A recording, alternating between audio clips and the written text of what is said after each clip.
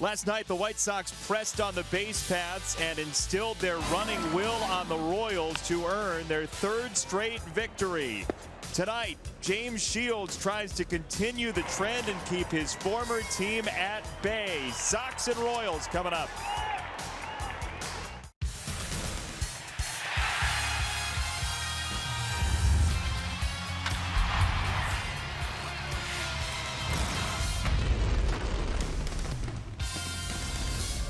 Sox are hungry for a series victory and can get one today. Game number 2 from U.S. Cellular Field between the Sox and the Royals. It's been a bountiful homestand so far. Sox are 3-1.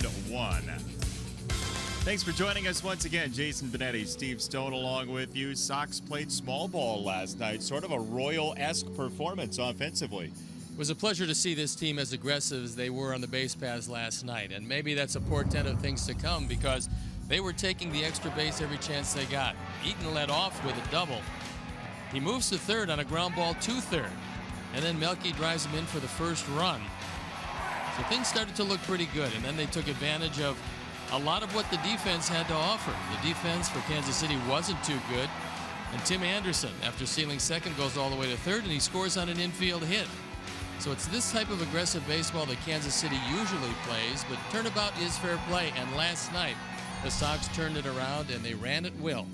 Familiar foes on the mound today, a guy that used to play for one of the teams and a guy who's seen this other team quite a bit. Well, James Shields, for one, is 7-2 lifetime against Kansas City. Edinson Volquez, 2-3. Take a look at the last 6 starts for Volquez. It's been pretty good. He's 2-0, his ERA a little over 5. Last 7 starts for James Shields. Not very good at all with an ERA up there, and he's got to keep the ball in the ballpark. That's something he hasn't been able to do this year. In fact, 26 home runs in just about 84 innings for our Sox. That's usually not going to get it done. He's got to throw strikes and get ahead. He'll try to do it tonight against Kansas City's lineup, which scored only 2 runs last night, and those were in the first inning. Sox going for 4 straight wins. Game 2 is just around the corner.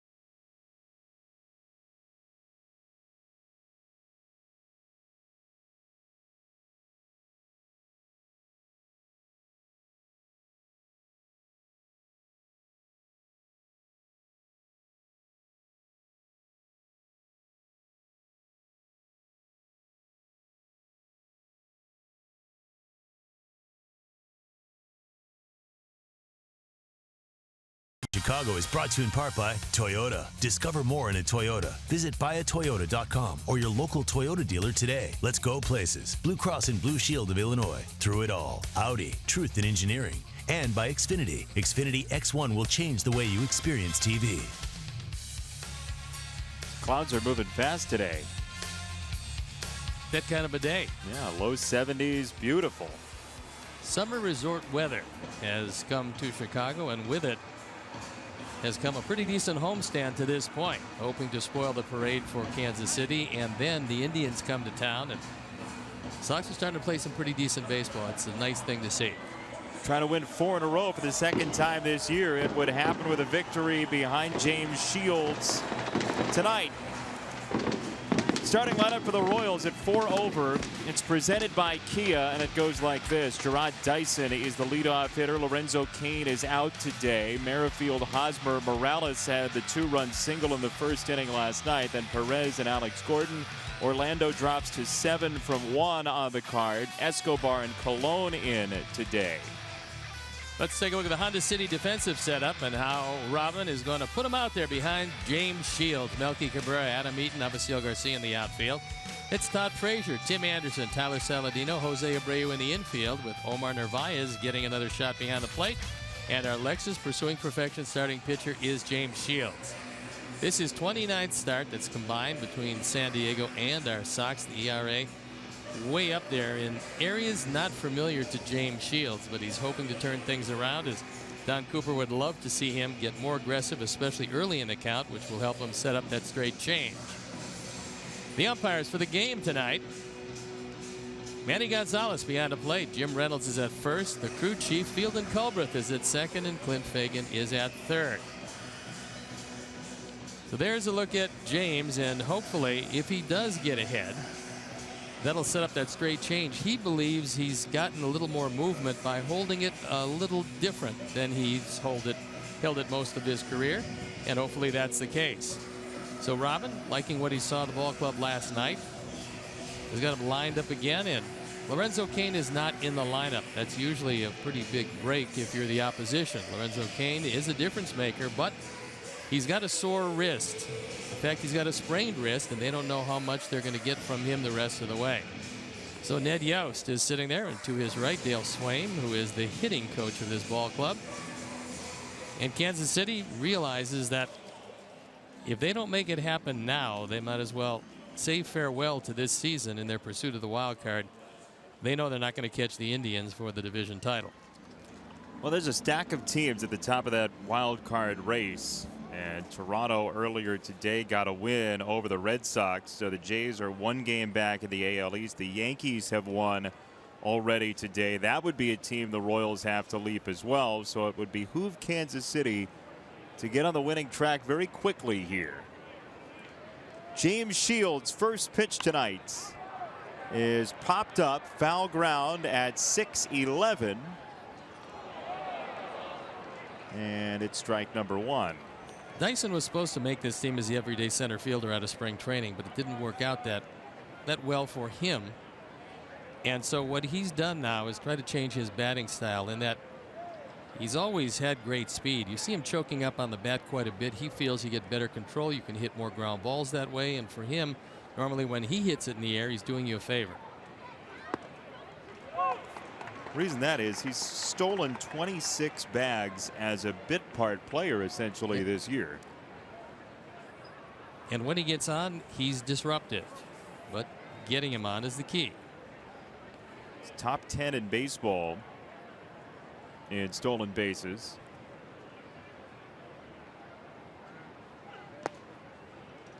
Ball low, 1-2 on Dyson. Royals scored twice in the first inning last night. Kendrys Morales, a 2-out, 2-strike, 2-run single. Kansas City had the lead, but the Sox scored 7 unanswered to get to the finish line and win 7-2 in the series opener.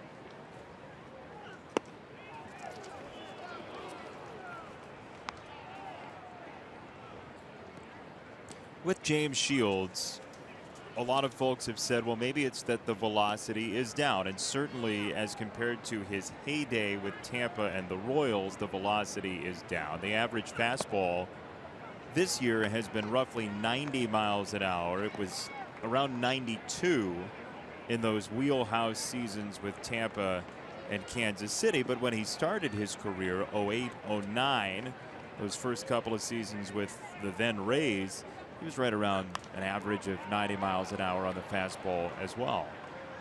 He really doesn't have to go back to the days where he's throwing 92, 93, 94 miles an hour. What he's got to do is locate the pitches better, because there's a lot of guys that win in this league with stuff very similar to James Shields. He's won over 130 games because he knows how to pitch. It's just a question of making sure that he gets ahead of these hitters and stays aggressive. Chopped foul by Dyson. Still 3-2. And also, when you think about the 26 home runs in 84 innings, if the overwhelming majority of them are solo home runs, not quite as bad. That means you can't walk guys ahead of some guys who can hit the ball out of the ballpark.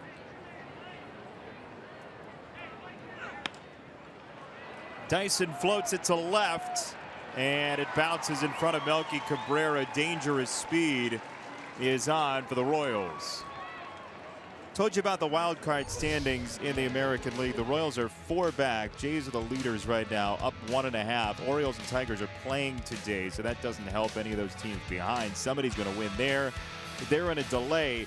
The Yankees are really the team to circle at 11 over after trading quite a few of their assets at the deadline. 11 over and a 7-game winning streak with some players that are very young, some older players that are still performing well, and some guys just melding together as a team under Joe Girardi, who's done a magnificent job with that club this year.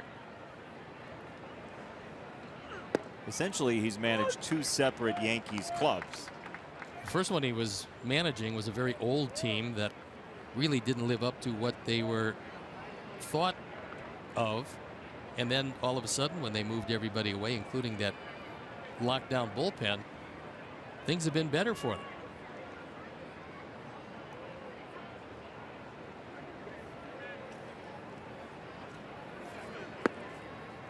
Saw a number today. The bullpen ERA with all of those guys in it was about 3.43. Without the Miller-Chapman pair, it's been about 3.50. So they haven't lost a whole lot, at least ERA-wise, from that bullpen. No, and sliding Betances back as the closer, they don't lose a great deal. Not having Andrew Miller as a setup man is a problem, and that one gets away. Dyson draws the attention, and he speeds to second base. Thought about 3 for a moment and halts at second. So Dyson turns the single into the double on the high throw to first. And that goes E1. We talked about the fact that Dyson is disruptive if he gets on. Well, James did not walk him, but that little looper to left field now is turned into nobody out, and Dyson in scoring position. So E1 puts Dyson up a base for Merrifield, who's got a 1-1 count on him. Now 2-1. Merrifield spent a lot of time in the minor leagues, but he is a baseball player. He understands how to play the game, and with that in mind, you would think that he would be doing everything he can, at the very least, to get Dyson to third base, meaning try to take a shot to the right side. His father Bill, a longtime sports media executive. Witt grew up in North Carolina, went to South Carolina for college. 3 balls and a strike. Shields in his last start 7 days ago, some intervening back trouble pushed him a couple of days behind schedule. He gave up a run in the first inning that day against the Twins. 11-3 the win that day. That E1 has been changed to E3 by Bob Rosenberg, and this pop-up goes to shortstop Anderson for out number 1.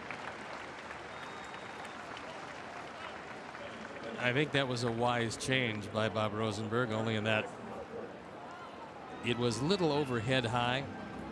The end result is still the same. You got Dyson at second base. Kind of surprising at bat. Merrifield ahead 3-1 in the count, popped it straight up. So now you got to deal with the heart of their order as Kansas City tries to figure out how they're going to get the bats booming again, especially when you consider the loss of Lorenzo Cain for what might be the rest of this season.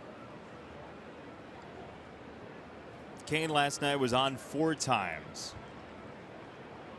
hitting right around 290 for the year, slugging over 400. That ball's hit well center field. Eaton is back at the wall, and it is gone. Hosmer had a 21-game on-base streak broken last night. He started a new one early today. It's 2-0 Kansas City. For Hosmer, that's his 22nd, and now he's driven in 90. And the problems that James Shields have had keeping the ball in the ballpark are still plaguing him. Our Ford home run replay, Hosmer gets most of it. Back the 400 mark, Adam Eaton runs out of room, and unfortunately, Sox down 2-0. And that one was not a cheapie.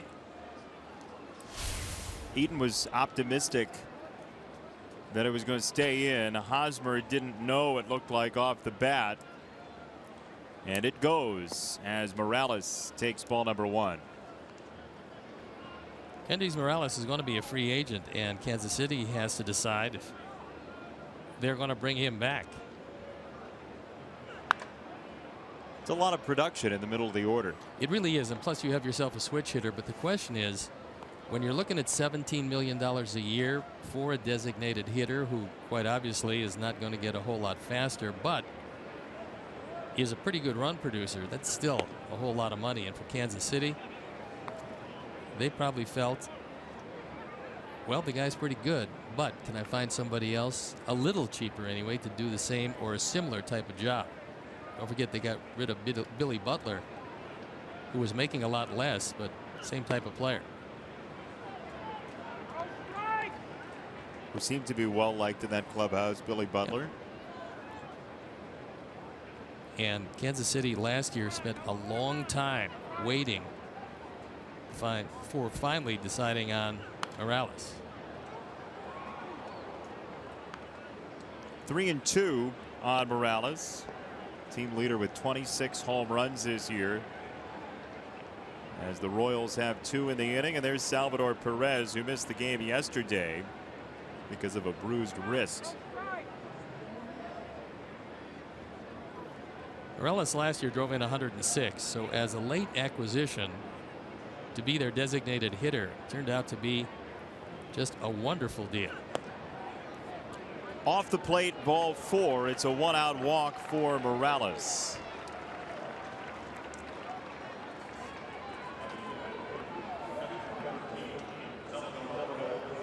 And for Don Cooper, he realizes that there is a mystery in there with James Shields. He knows that the stuff is still good enough.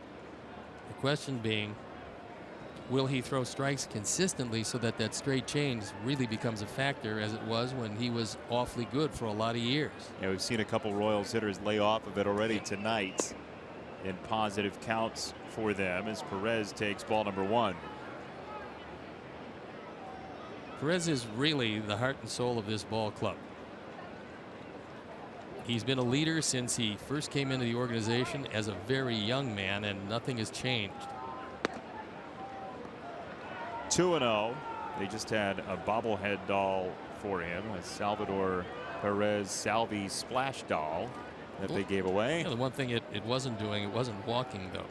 He's walked 20 times, 452 at bats. It's likely to swing on your mantle. Exactly it.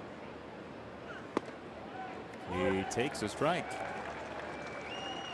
Perez has only grounded into 10 double plays this year, somewhat unusual when you talk about 452 at bats, but doesn't hit a lot of ground balls. If he does, in this situation, most likely it will be 2.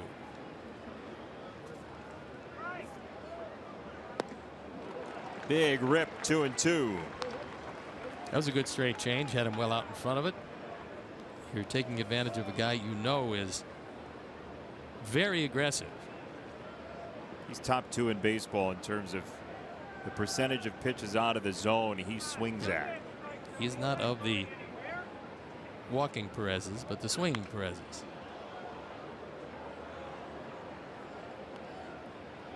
Often get those confused. Well, you just never know which particular branch of the family you might be from. Well, the crests are significantly different.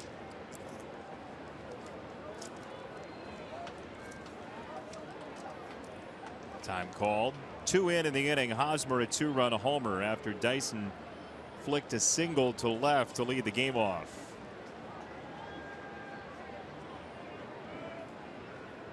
Saladino playing up the middle. Big gap on the right side. 3-2. James Shields looks like he's trying to figure out in his mind what's going to get him strike 3 for a guy who's had the ability in the past to fairly easily find strike 3. Well, in those days, what he was finding more consistently was strike 1. Then it sets up everything else he has. 3-2. He got him. Strike 3. Looked like a changeup. 2 down. This was a changeup. Outer third. Right around knee high. And had Perez swinging at air. We told you he was going to be swinging, not going to take any walks. And so you just throw it in the neighborhood. That happened to be a very good pitch. So 2 out for Alex Gordon, who is the strikeout leader for the Royals with 121 of them.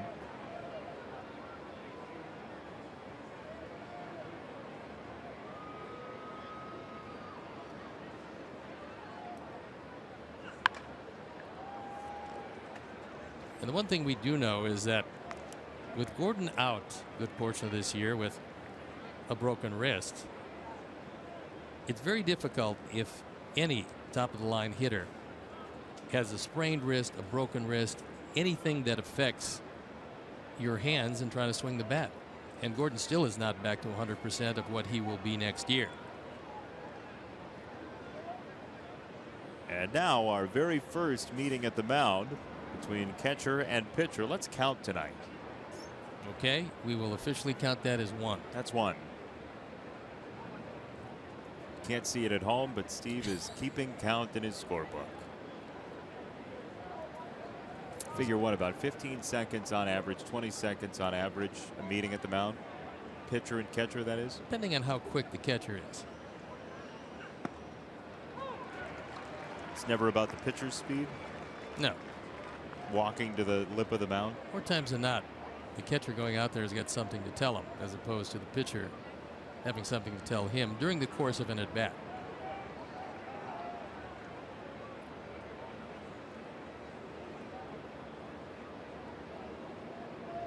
Morales at first, 2 out, first inning.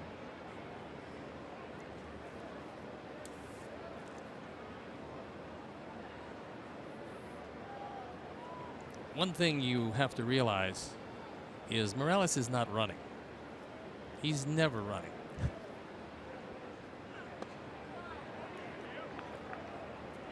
From first, you're saying? He hasn't been thrown out all year long trying to steal a base. Because he has not attempted all year long to steal a base. And a big workload here in the first inning for James Shields. 31 on the way.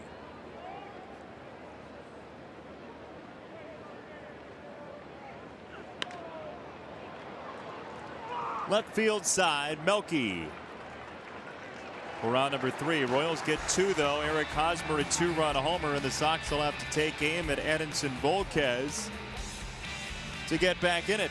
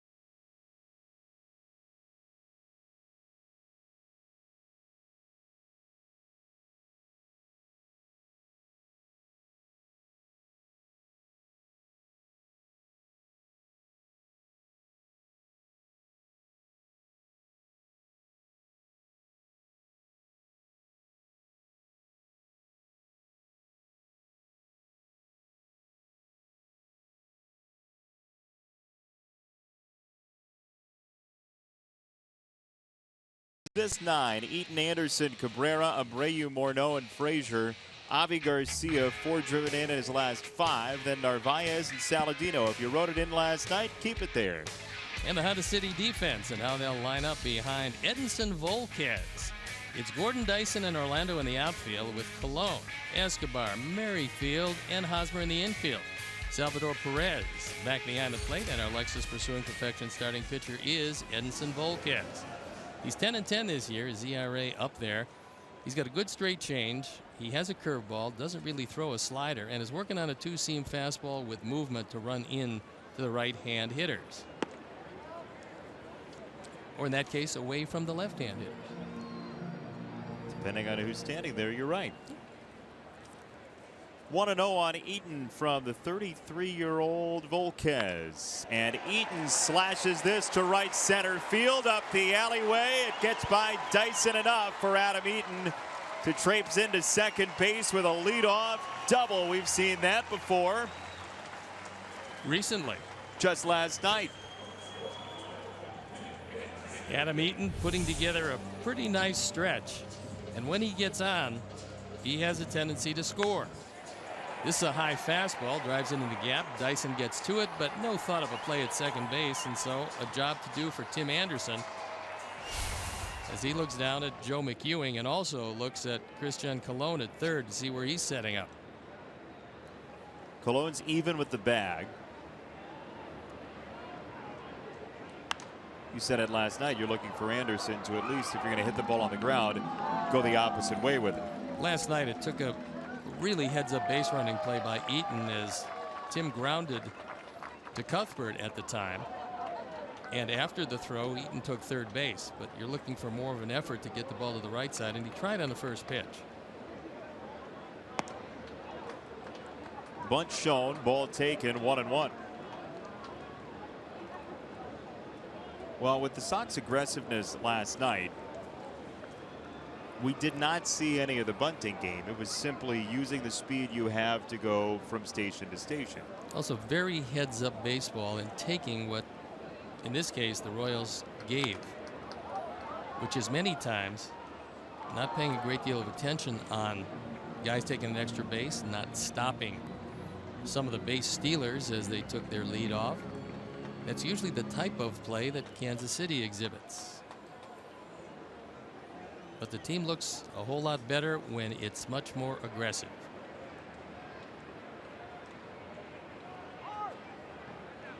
Time called.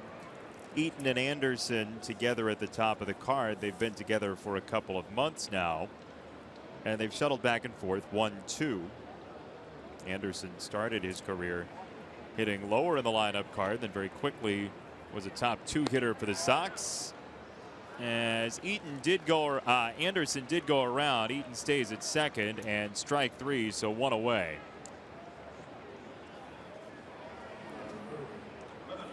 Pretty short, quick breaking ball, and he throws it out of the zone. We'll look at it from the side. You'll see that indeed that's way too far to go. Perez with a nice job of making sure that ball doesn't get by him. He's among the best in baseball at blocking pitches, and you can see it. He's a big man, but he's got really good soft hands behind the plate. So 1 out, the sac fly not available for Melky as it was last night.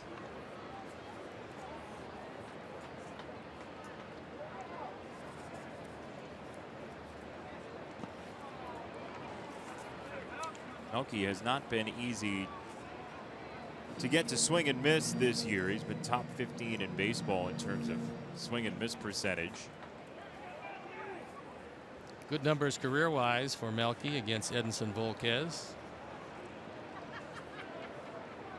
Volquez has bounced around some.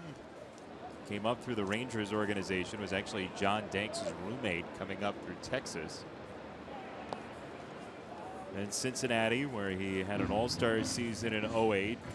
Padres, Dodgers, Pirates, then this is his second season with Kansas City, a career .438 ERA. Last year a banner year for him. 13-9 his ERA, just a little above 3.5. So he picked a good year to have a good year as Kansas City won the World Series, and Volquez was a substantial part of that. Center field, Dyson roves over and makes the play for out number 2. No tag from Eaton, and it's up to Abreu as we tell you about our picks to click for tonight. You can vote online, whitesox.com/pick-to-click. Fans go Tim Anderson, Saladino to the crew, Steve Melky Cabrera. I'm not even going to say it anymore. If you pick Melky, I'm just going to gloss over it. And I've got Frazier this evening, and I think I was given the win yesterday. Is that right? I think so. I'm just used to coming in 3rd or 4th in the picks to click. But you were the winner in the first half. Yes, but you know what that got me? What?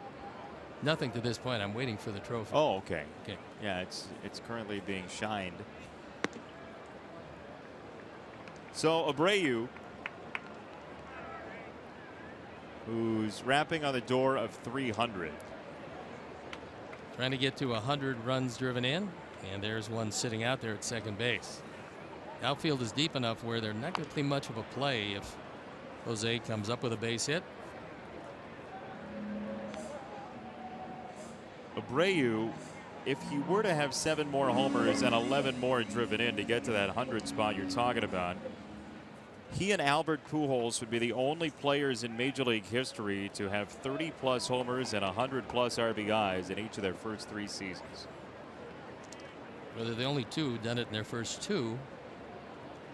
And Albert rolled right along with those numbers. Lined hard left field. Gordon has made a couple of nifty plays in left in this series already. He took an RBI from Abreu, who annihilated that baseball. It's still 2-0 after 1.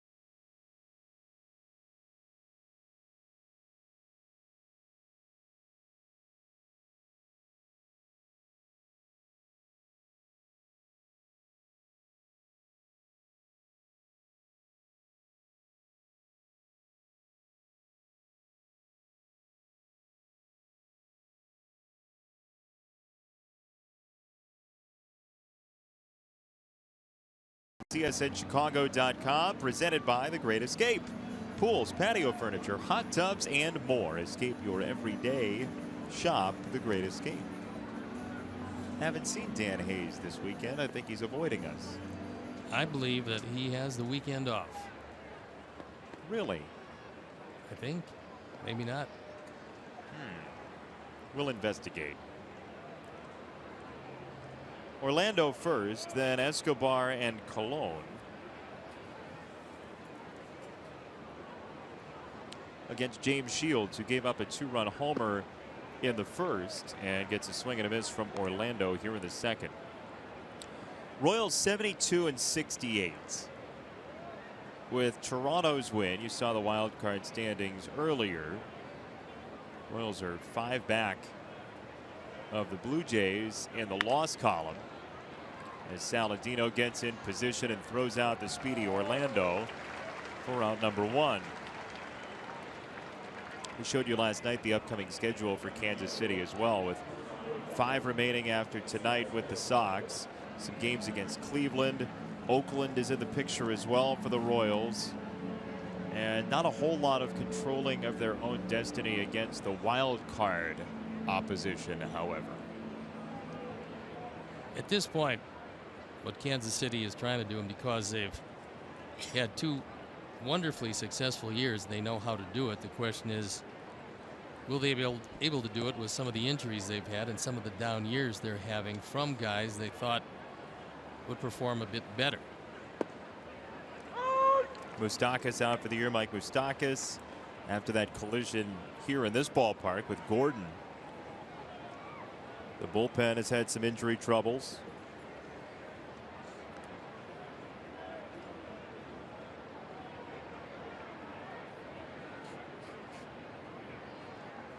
Escobar, another one of those guys, doesn't walk very much, will make some contact. 25 walks all year for Escobar. Top 5 in baseball in at-bats. And Javi Garcia, very shallow in right field. That one almost got a piece of him. Nearly got him.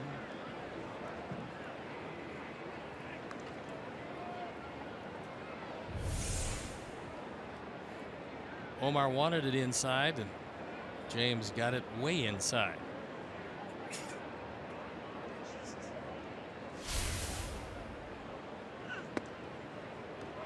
That's a strike called on the corner. 2-2 on Escobar. Royals as a team don't walk a whole lot. No, and this year they're a little easier to strike out than they were certainly last year. Last in the American League, 341 walks, and by contrast, you look at the first place team in the American League.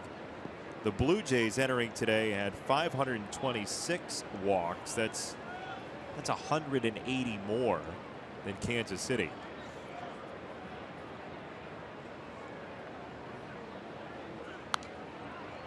Popped back toward us and over the booth. Still 3-2.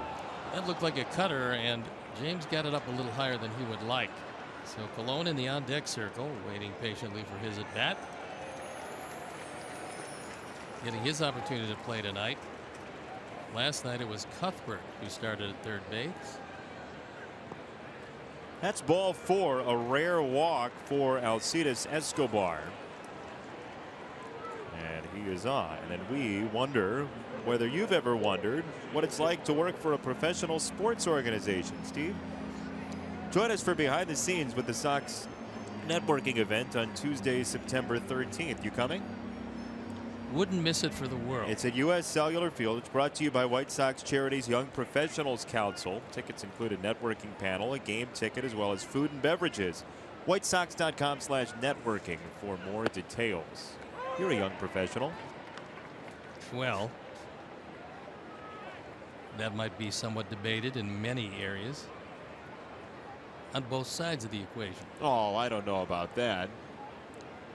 You're definitely young. Yes.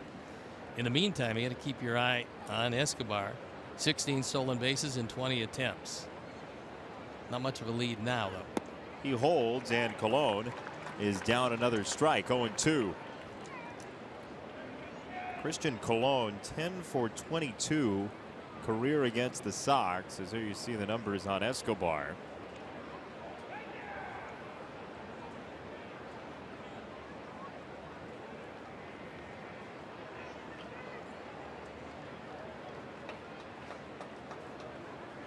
Now that lead inched out a few more feet, and these guys were teammates. Nobody has to tell Escobar that James Shields is a very good move to first base. But when you're running at 80%, you're doing a pretty good job, although he's not quite as aggressive this year as he's been at times in years past. There he goes, and Colon grounds it foul. Pretty good jump for Escobar. Yeah, he got a very good jump.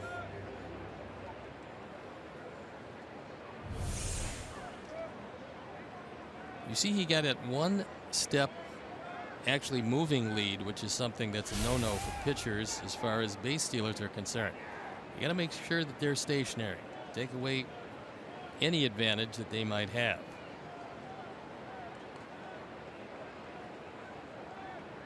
It's number 2, Steve. Meeting number 2 between a catcher and a pitcher. We will put that summarily in the book. Royals like to run. In fact, the division likes to run quite a bit. What are they doing in the AL East?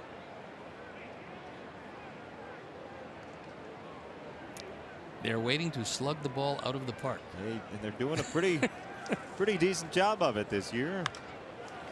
Into right field. Avi was playing toward the line, and this is a foul ball.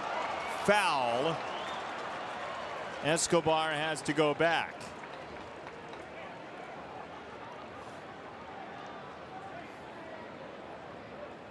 Jim Reynolds on the call.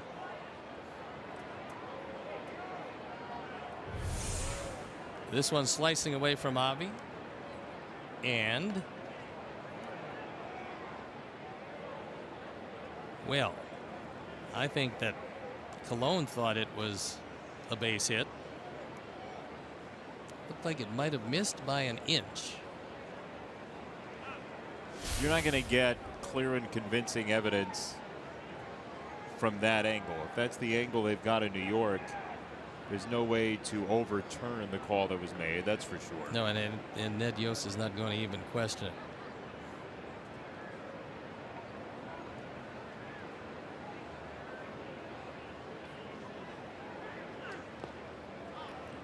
Ball and 2 strikes on Colon as Shields has thrown up to 45 pitches now here in the top of the 2nd inning. On a wonderful night for baseball here in Chicago.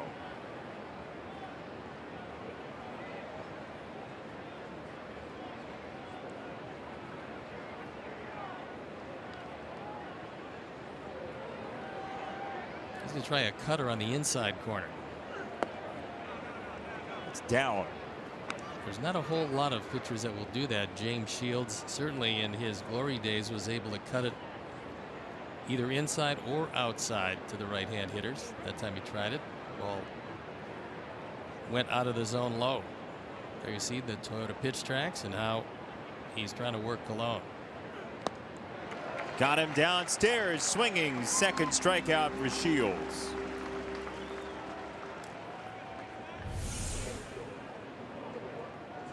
Good straight change. Had him well out in front.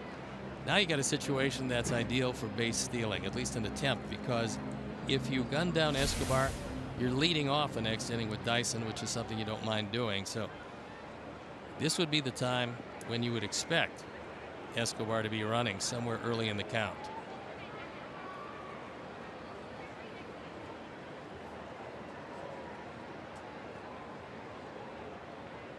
Not this time. And the pitch is outside. Ball 1.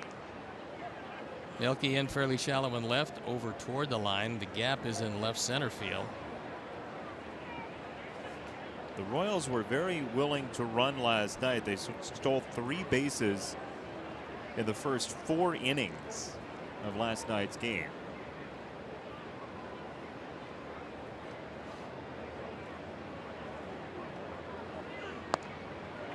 Swing and a miss. 1-1 for Dyson. Center fielder who's come up all the way through the Royals organization. One of the many guys who the Royals have drafted and kept out of Mississippi. Gerard Dyson.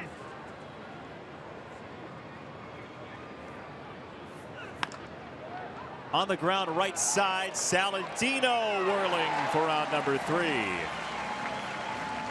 Speed neutralized in a couple of ways. 2-0 Royals after 1.5.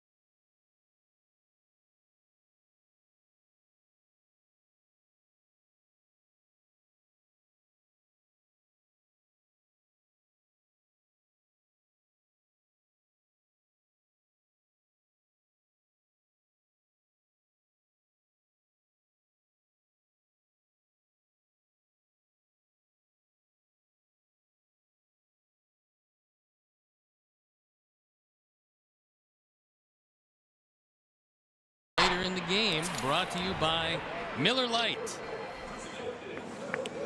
By the way, this being a college football Saturday, congratulations to Illinois State with a win over Northwestern today. 9-7 the final score. The Redbird alumni, I'm sure, are elated. We have one in the booth, Frank D'Amato, our camera operator in the booth. Well, one of two camera operators in the booth. A last-second field goal was a difference in that. It was a titanic struggle. Celine Dion was there? Yeah, I believe so. She might have kicked the last-second field goal. On the ground and trickling through. Morneau's going for 2, and he is safe. How about that now? Justin Morneau took a look as he rounded first base and realized a couple of different things. Number one, nobody was getting to the ball all that quickly, and number two, there was nobody at second base. So he takes it right back up the middle. Escobar can't get to it. Merrifield can't get to it, and then Merrifield first realizes nobody's at second base. So here's some heads-up base running by a guy who runs as hard as he possibly can all the time, not overly fast, but again, an example of what Sox did last night, taking advantage of situations that maybe earlier in the season they wouldn't have taken advantage of. Justin's looking around to see if anybody saw what just happened. It's pretty good. Frazier a bunt, third base side of the mound, and Volquez throws him out. That gets Morneau to third. Yeah, this is a different offense the last couple of days. You have to really like it because the guys are just playing heads-up baseball. So it does go as a sacrifice. And Morneau moves to third.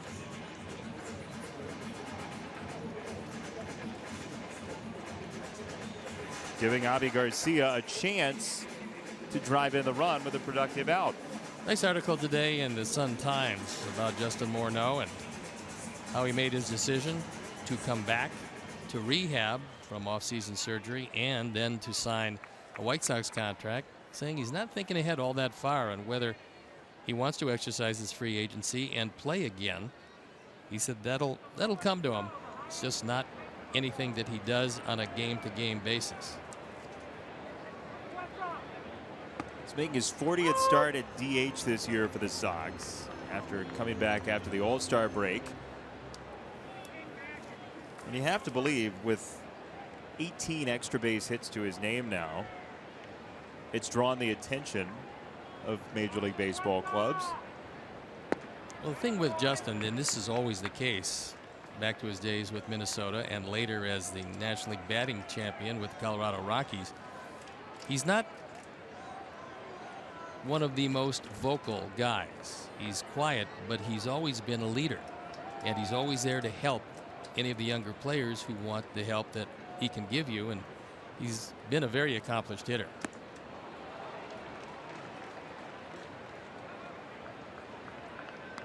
Ball and 2 strikes on Avi Garcia. What are you looking for swing-wise from Avi? Runner at third, 1 out. Don't overswing, because a ground ball in the middle infield gets you a run. You can see what he's done with runners in scoring position. That part of it is good. But in this situation, you're just looking for contact. They're going to concede this run. He lays off that time, 2-2.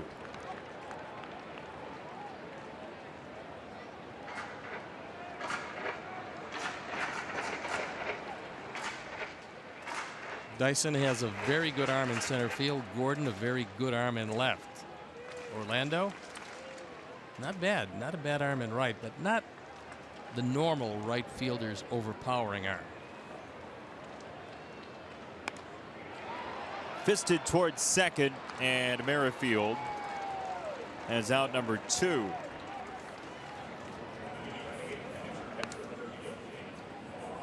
So it's up to Omar Narvaez, who's playing back-to-back days. You'd imagine that either Avila or Smith would go tomorrow with a 1 o'clock start time, although Omar recently played night into day game both with 3 catchers on the roster. You'd believe that he would get the day off tomorrow. Well, a couple of things come into play. Number one, he's only 24 years old. Number two, the weather is conducive for a little more play than it would be in the heat of July or August. This is just gorgeous weather. 73 degrees, some wispy clouds. That's about it. Up high from Edinson Volquez. A little frustrated with himself on that pitch. Well, Dave Island, the pitching coach, has been trying to get with Volquez to stay on top of everything because he has a tendency to get under the ball or on the side of the ball, and things do stay up. Into right field, Orlando skates in for out number 3. So lead off 2 bases for Morneau, left on. We've played 2. The Royals have 2.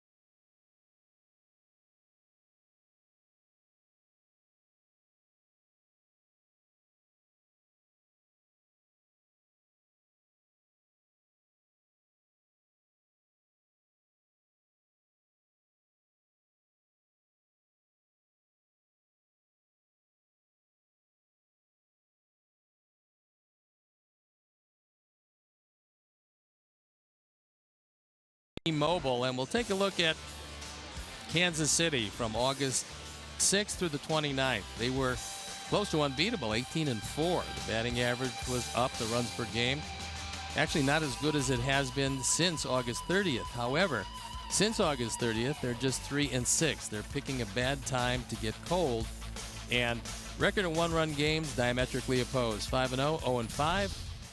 That's not doing the little things lately that Kansas City usually does to win. Overall, through that span at 21-10, that's still tied for the best record in the American League since August 6th. They've knocked 5.5 games off the wild card deficit since August 6th, but they lost an opportunity yesterday to pick up a game. After leading 2-0 early, the Sox came furiously back to win 7-2.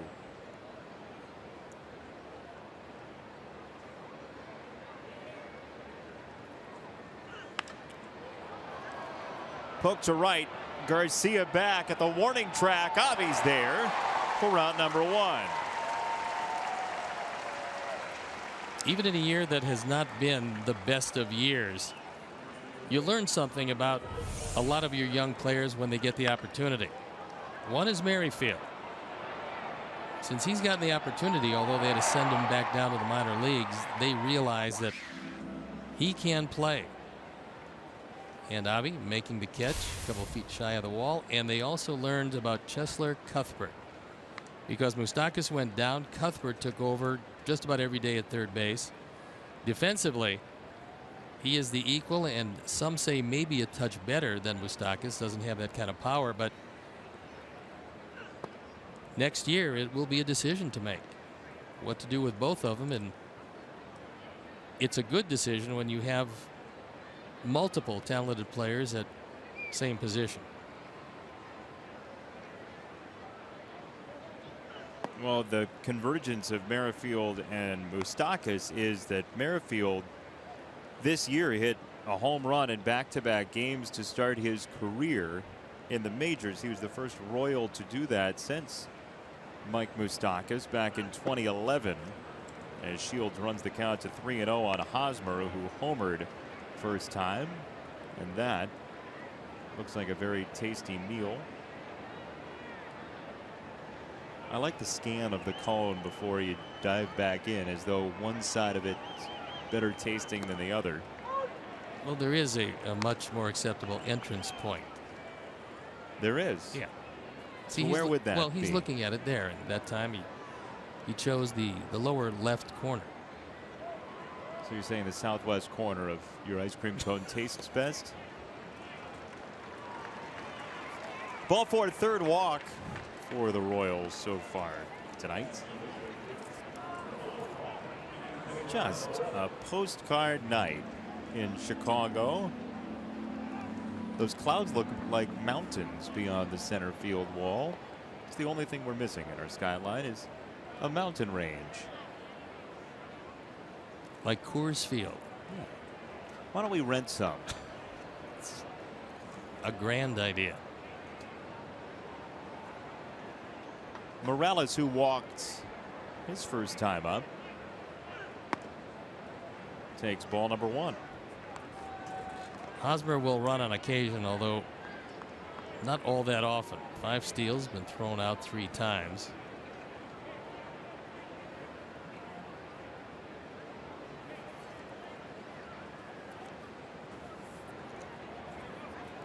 Morales on an 11-game hit streak.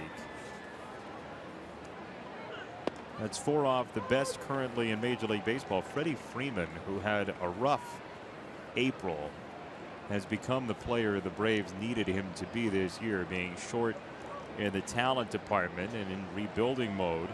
He's on a 15-game hit streak as it stands right now.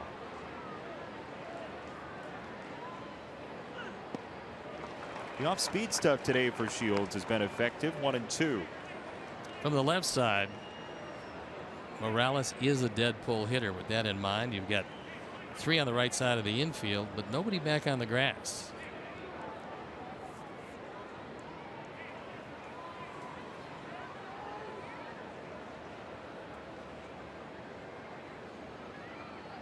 One, 2. Tipped third base side. There's nobody there. The only chance is a foul ball, and this visits the bag. Stop. I'm going to say something that you didn't expect to hear today. Infield single, Kendrys Morales. Well, he actually gets them once every 40-50 games, so he was due. And you do know, with this being the Sox home park, you got a pretty good idea it's not going to roll foul. That one just actually was coming back toward fair territory, and not much you can do. With the infield swung around, and he cued it off the end of the bat, so you just have to hope maybe it hits a pebble and wanders into foul territory, which it didn't do. It's more likely to hit a pebble in curling. That's become your favorite sport. Curling? Mm-hmm. When was that? Just recently? Yeah, you were telling me that. Wonderful sport. I do enjoy curling. No. Bring it full circle. Strike 1 to Perez. Hosmer at second. Morales at first.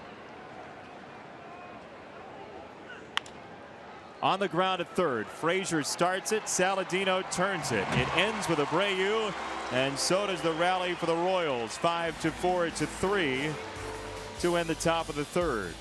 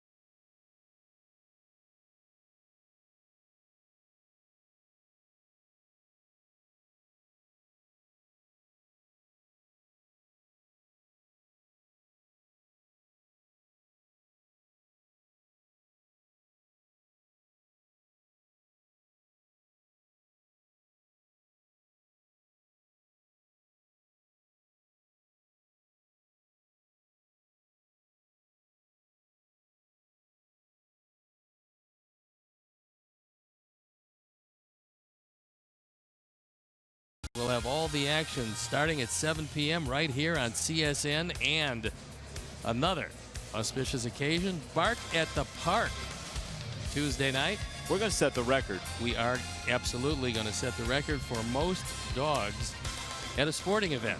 Minimum 1,000. There are a lot of rules, but we have followed them to the T so far. And I believe that it's going to be one of those memorable evenings for our four-legged friends. I think you're right. Saladino, strike number 1. Saller's really been hitting them well lately, using the whole field.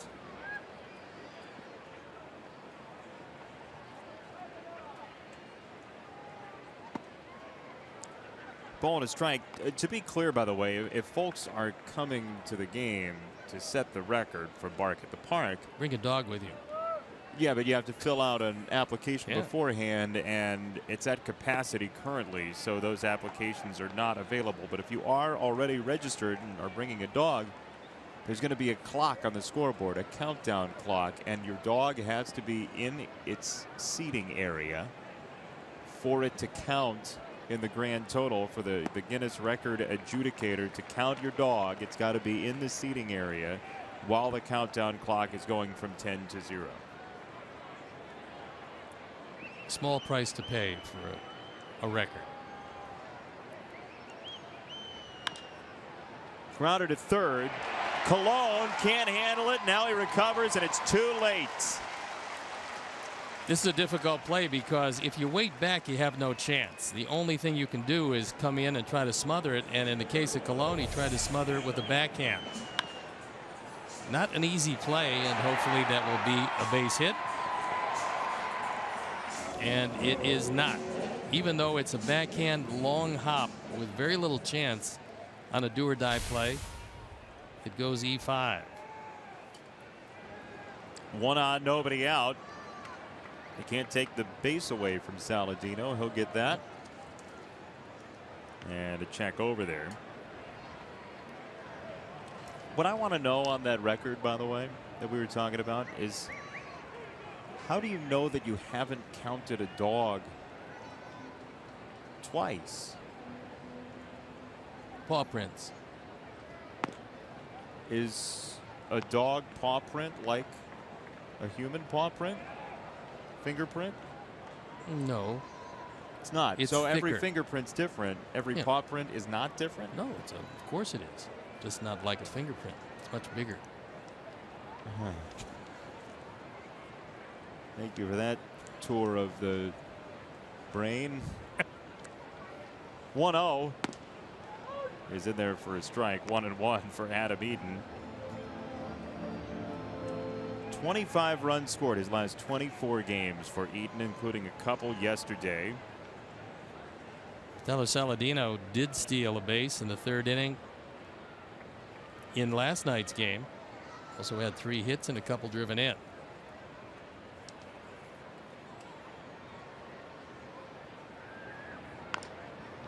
On the ground, Hosmer spears it and gets 1. No return pass. And Eaton replaces Saladino on the base path.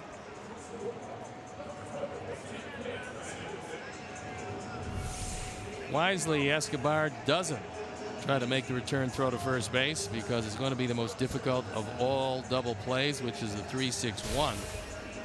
The reason it's the most difficult is that a pitcher has to run fairly hard to the bag and then not only locate the bag, but take a look at the shortstop and try to get the baseball.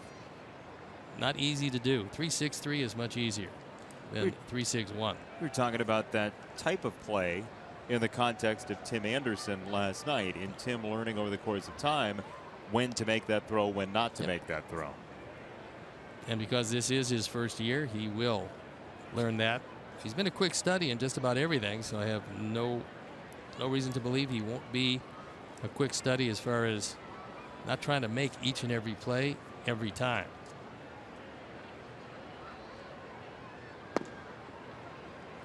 Fastball called ball 1.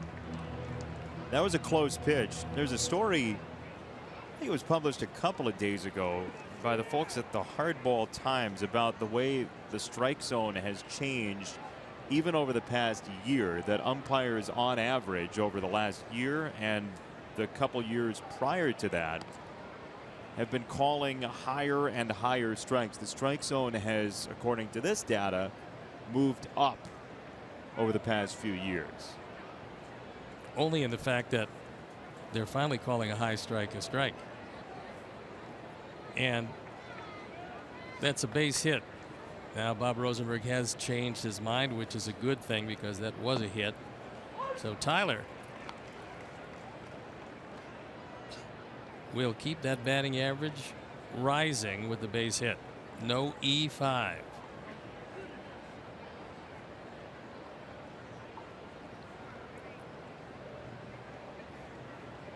Saladino, building on back-to-back 3-hit games with an off day in between, has his first as Perez bids on Eaton and Hosmer can't hang on. That's actually a much more effective play if you've got a left-hand hitter up, because many times the base runner can't see a catcher dropping to the right knee and throwing to first. In this case, Adam Eaton's looking at Perez, makes a good solid throw. Hosmer can't hang on to it. Would have been safe anyway, but it's something you have to bear in mind with Perez catching. That secondary lead, you can't get too excited with it or he will pick you off. A spry backstop, Salvador Perez.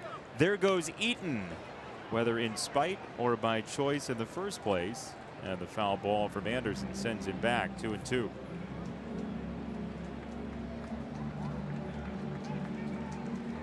Well, I believe in getting back to your strike zone that it used to be when a catcher in his normal position would put the glove over his mask, if the ball hit it, it would be too high.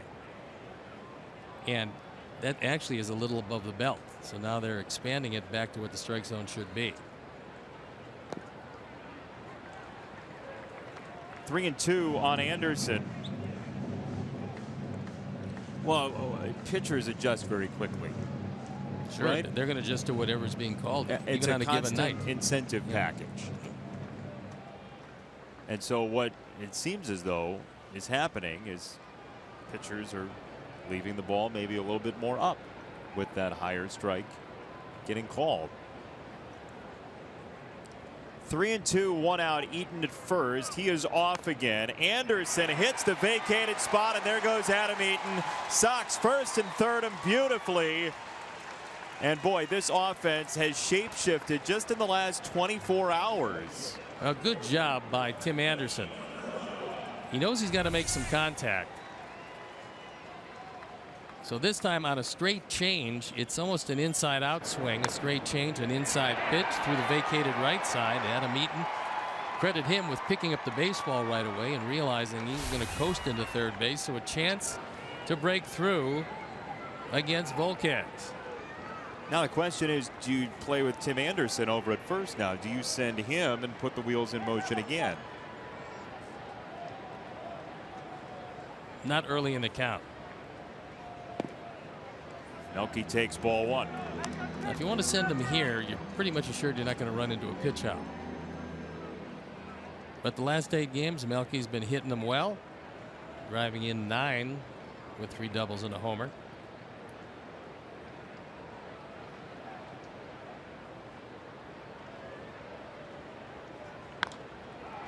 On the ground, second base. Merrifield collects it, and the out made at second. Sox get a run. Eaton scores.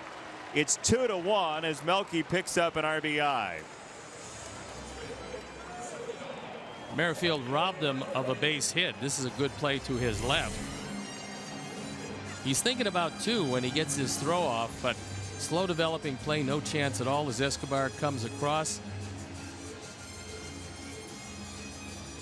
Anderson trying to kick the ball out of the glove. Not a bad idea, except that it was a force out at second. But anytime you can do that, you might as well give it a shot. Can't be out twice. Nope. But a huge run driven in for Melky. That's RBI number 70. Melky and Eaton up to their old tricks from last night. Melky drove Adam home in the first inning and the fifth inning in yesterday's game. So Cabrera at first, Abreu the batter after a hard line out to left his first time up. 2 balls, no strikes.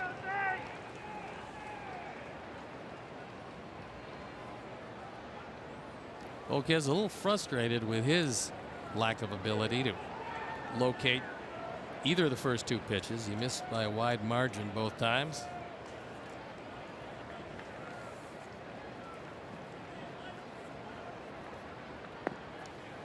(3-0) on Abreu with Morneau to follow, and Jose having 7 multi-hit games in his last 35.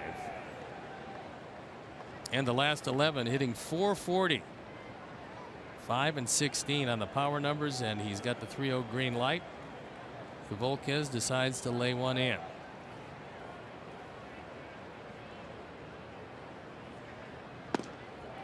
Inside ball 4. He didn't challenge him at all in the first walk for the Sox tonight. Puts 2 on with 2 out.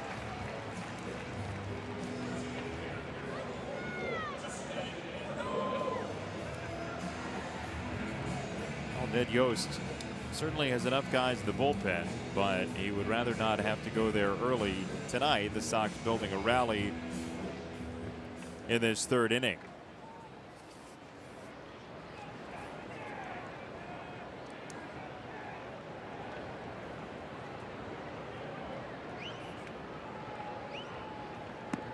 Ball 1, and on maybe Perez would go visit.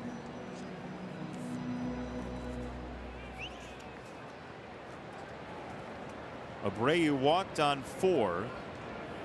Melky had seen ball 1. Anderson as well. Eaton too saw a first pitch ball. That's 5 straight first pitches out of the zone for Volquez. Tipped foul. One of the good numbers is a situation with Morneau, a left-hand hitter. Left-hand hitters hitting .352 against Volquez since the All-Star break. That's just about as bad as it gets in all of baseball, because the average right-hand pitcher, left-hand hitter, .258. Almost 100 points better are the left-handers against Volquez in similar situations. Hit hard left field. Gordon is there for out number 3. Sox get a run on a couple of hits. 2-1 your score.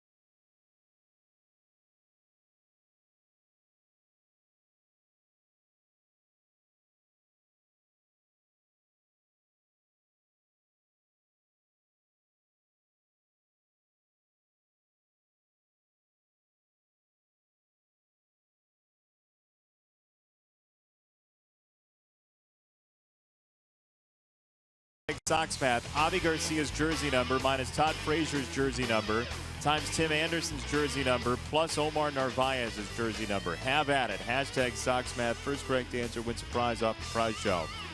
And you could win any number of things. The water bottle, a couple of bobbleheads there, the Southpaw Star Wars doll, the Gene Honda baseball is there. The fridge magnet from Dublin is there. Fresh from Dublin. Yes. Well, it's a little stale now. It's been about a week. It's Alex Gordon to take ball number 1. And we'd also like to welcome all of our viewers watching on South Slope Telephone in Swisher, Iowa. Eastern Iowa. We say hello to you. You ever been to Swisher, Iowa?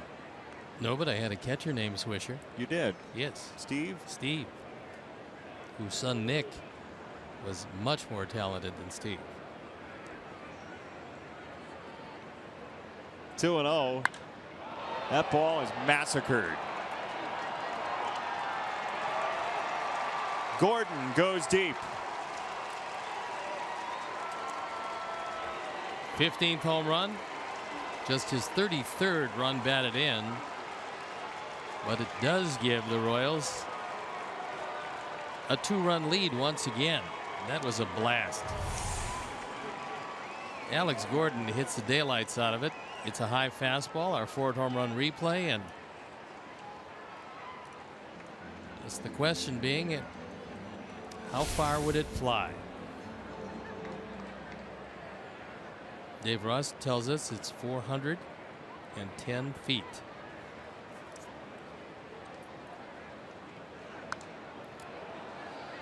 Rather displeased feet. So that's 2 home runs early in this one. Hosmer's 2-run shot in the first inning and Gordon's solo home run leading off here in the 4th. Saladino on Orlando. Here's out number 1. Second ground ball to second base for Paulo Orlando today. And 1 down for Escobar.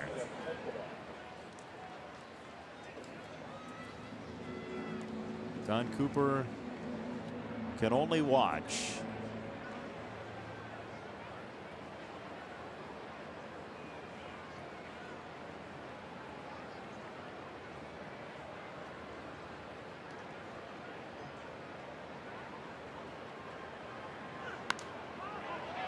Popped up by Escobar, back of home, and it gets out of play into the seats. Fan down there on the carom, very happy. See, we were talking about the morality and the ethics of celebrating after you catch a ball off a carom last night. That fan didn't drop it initially. He caught the ball off somebody else's deflection. So I think that's well within rights for that guy to celebrate. Would you not agree? Well, you didn't agree in the first place. No, so I don't know why I would I'm asking agree. you. Celebrate every chance you get. Really, even if you drop the ball, kick it around and then pick it back up. Sure. And of course, look for a nice young fan to give it to after that. Well, see, that's worth celebrating. Yeah. You left that part out last night. We were in a different genre last night. Film noir? Close to it. 2 balls and a strike. Shields to Escobar. And he lays it in 2-2. Escobar last night stole 2 bags. He had gone 44 straight games without a stolen base.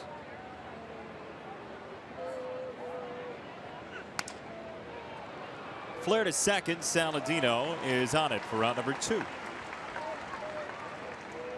Hit the beach December 3rd with Ron Kittle, Harold Baines, Jose Quintana, and Tyler Saladino. Traveled to where, Stoney? Mexico. That's Iberostar Playa Mita in Riviera Nayarit, Mexico. It's exactly where you'll travel for a week of fun activities and VIP events. It's applevacations.com/White Sox to book. One of my favorite places. Mexico. Yeah. Playa del Rico. That fan was here last night, huh? The one on the right. And we'll see the one on the left come about December. His hat has changed color. Mrs. Claus keeps the bedroom a little cooler. Fly ball to center is the final out of the 4th inning. Sox will bat next.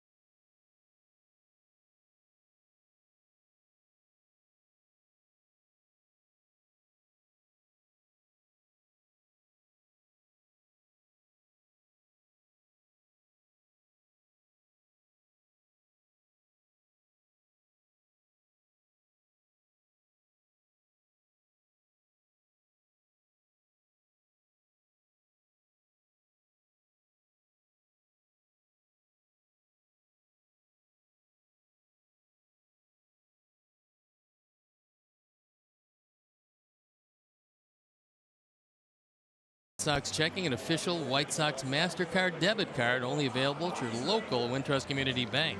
Go to wintrust.com/Sox to learn more. Wintrust Community Bank, member FDIC. So 3-1 your score, bottom of the 4th inning. He's Steve Stone. I'm Jason Benetti. Our entire crew is here from U.S. Cellular Field as the Sox try to come back tonight. Royals took 2 in the 1st. Sox grabbed 1 in the 3rd. Royals just got that one back in the top of the 4th, and now Todd Frazier batting in the 4th inning.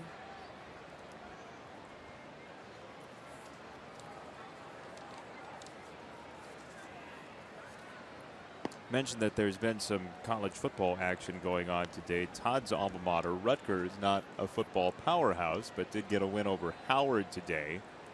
Robin Ventura's alma mater, the Oklahoma State Cowboys, did not have the same success. They lost on the very final play, an untimed down in lovely Stillwater. Robin was watching rapt at attention in his office. And was very disappointed. Not very happy with the outcome. No. Intentional grounding got Central Michigan. An untimed final play that Central Michigan shouldn't have had. And the Venturas took the loss. Frazier takes a walk. Leadoff base on balls. Here's your Sox math answer. Todd was a part of it. Avi's 25, Frazier's 21. That's 5 times 12 of Tim Anderson, plus Omar Narvaez's 38. 98, your winner, Ashley 22 Sanders. Wonder if Ashley's middle name is 22 or if that's just her age. Who knows? You don't see too many people with names that are numbers. So R2D2. R2D2's not a person, I have to say. Come on. More of a robot than anything. Yeah. You're killing me here with that. I know. Ruining your day, fictional character by fictional character. You seen the Easter Bunny recently, Steve? Into spring training usually. Yeah. Typically he'll stop by your house. Yeah, or Camelback Ranch, where the Sox have spring training. 0-2 on Avi after the Frazier walk. Volquez has got a pretty good changeup tonight. He's keeping it down for the most part. He has, however, walked a couple.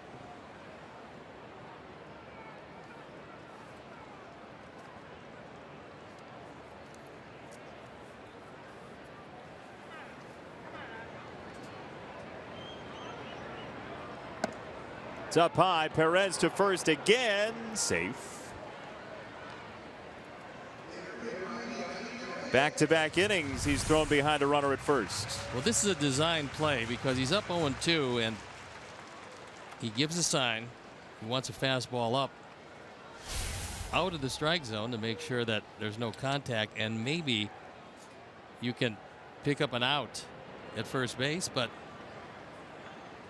Todd back in with a feet first slide under the tag.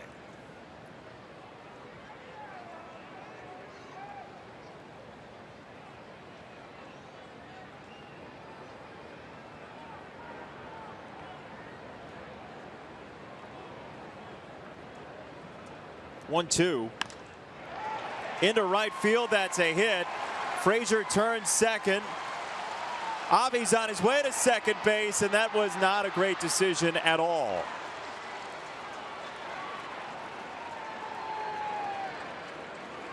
No, and Avi just shaking his head. He realizes that that is one bad piece of base running. So this part's good. Todd coasts into third base. We'll watch it again, and he's thinking about it. He's thinking about two. But the big problem is he's thrown out by plenty.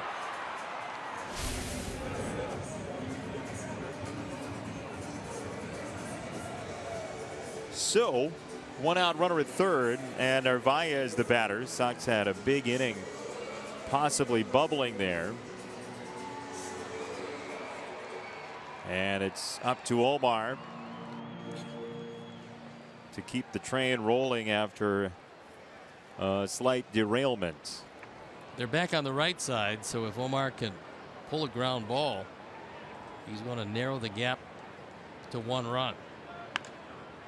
Like that. Exactly like that. He does. It's 3-2.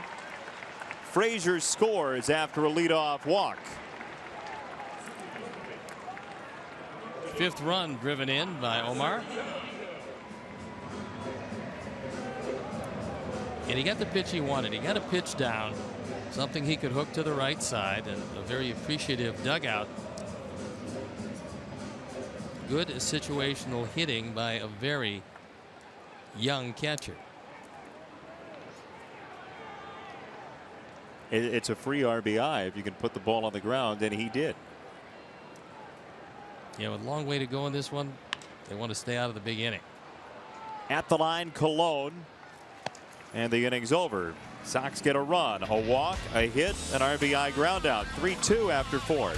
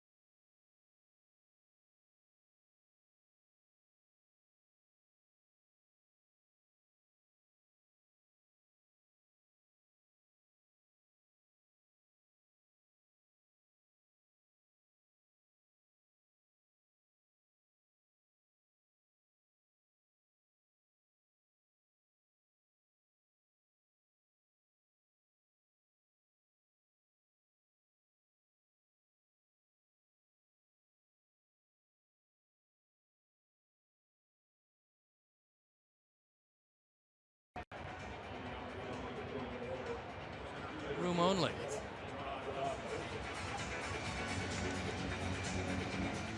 Sox fans, bring your dog to the ballpark for Bark at the Park Tuesday, September 13th, as the Sox attempt to set the Guinness World Record for dogs attending a sporting event. Bark at the Park, presented by Avoderm Natural Pet Foods, Nylabone, and PetSmart. For more information, visit whitesox.com/bark. Steve, I have a question for you. I probably don't have an answer, but shoot. Ball 1 to Dyson. If you could set any Guinness record, which one would you choose to go for?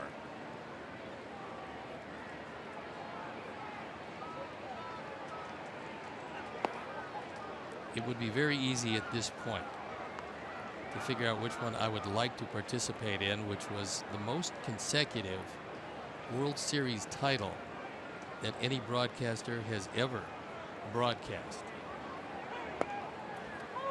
So you're saying you'd want to be attached with the team who's won the most World Series in a row? At this point, yeah. Seems like a good idea. Everybody is much happier when the team is winning. Lob to right field. Avi charging, and Avi's there. Good man to keep off base. A little looper to right. I'll be able to make the play. So Dyson just looking for a little contact.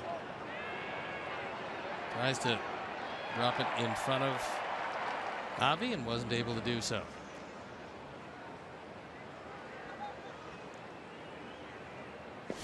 How would you differentiate between your record that you're setting and then just the teams who were winning the most World Series in a row? Why would you get your own separate record there? Well, the team that I am broadcasting for would be going to a whole lot of World Series in a row.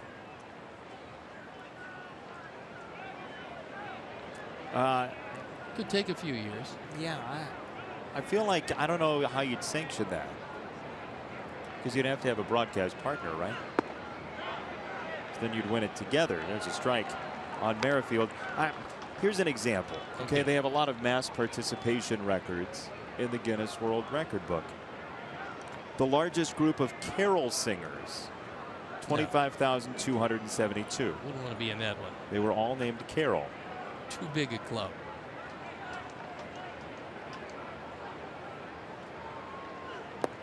That's down low. The largest gathering of scarecrows in one location, 3,812 in one spot. Too bulky to bring the crows to scare. It was in Burton upon Trent in the UK. So you're saying the mass participation records don't appeal to you if you're in the crowd? Not so much. That's called strike 3. Down goes Merrifield, 2 away. I think Merrifield was a little surprised that that one was called. Once again, that's that cutter that he tries to shave off the inside corner, and although it was a nice attempt and it was called, which was still off the plate a bit. 2 out for Hosmer. That's 3, by the way. 3 strikeouts. No, 3 trips to the mound. Oh, 3 trips to the mound. This one's up your alley. The largest gathering of Elvis impersonators, 895, by Harrah's Cherokee Casino Resort in Cherokee, North Carolina. It came close here on Elvis night. We were short by what, about 880? Something like that, yes. It's a good try, though. But yeah, when we say the Sox are trying to set the record for Bark in the Park, they're actually trying to be the first to have the record. So not only are they going to own the record, they will be the founders of the record. This Sox organization will, and you can be a part of it. It's called the leader in the clubhouse, and then you let other people shoot at your record.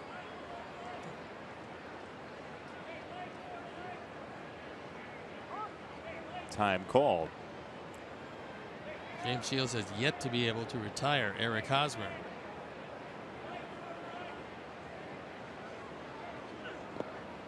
Went down after that one, 1-2 on Hosmer, who got his first career hit against Shields in the first inning, that 2-run homer.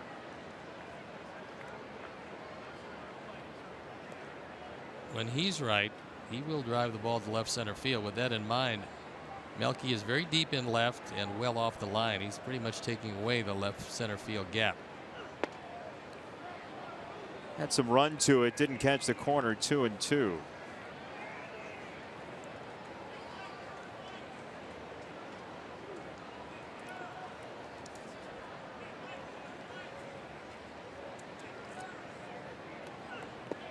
He got the swing and a miss, and down goes Hosmer on a breaking ball in the dirt. Back-to-back strikeouts for Shields, his first 1-2-3 inning, and we're halfway home.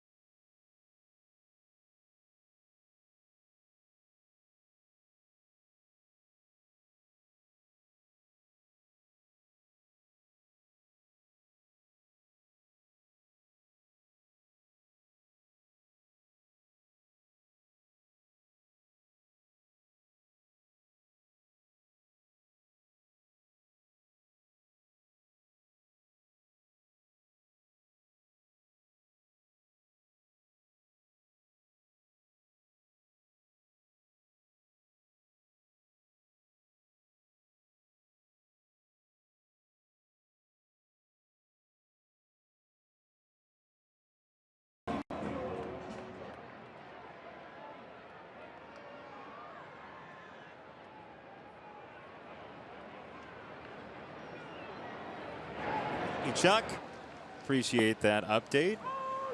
Looking forward to seeing Kevin White on the football field. He was very explosive in college, and the hope is that he's healthy enough to do some damage to opposing secondaries.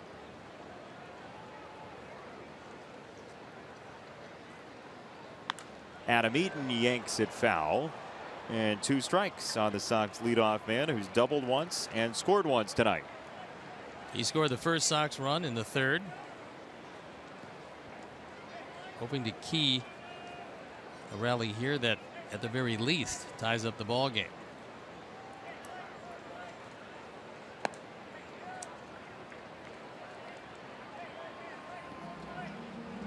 Well, I mentioned the Royals standings in the wild card, chasing at least a couple of teams for that wild card position, whether it be 1 or 2, and the Orioles bouncing back well against the Tigers tonight. They lead 8-1 in the 4th at Comerica Park, as Eaton has a penchant for going the opposite way. He does it there with a leadoff single against Volquez. Let's take a look at how the first run of this ball game was scored for the Sox. It was in the 3rd. A hit and run. Tim Anderson goes through the right side. Adam Eaton on the 3rd, and then Melky, a force play, and the run scores. With that first White Sox run, E-Click Lending has donated $100 to the Pat Tillman Foundation, supporting military veterans and their families. Some fireworks going off in the distance, maybe foretelling a Sox rally here in the 5th. Good way to start it.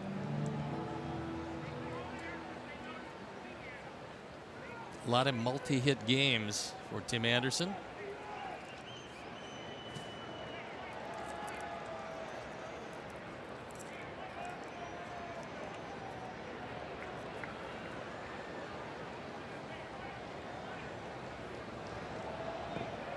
Ball and a strike from Volquez, who initially, when he came over to the States from the Dominican, was going by the name of Julio Reyes. He had a friend in the Dominican who he said, look, I need to have a little fun with my age. Can I be Julio Reyes? A little fun with the age.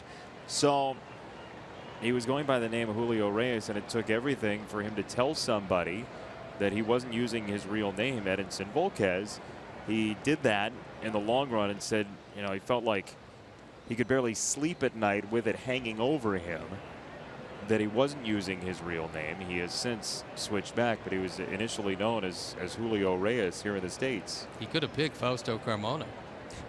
That was available. That certainly was available. Ball and a strike on Anderson.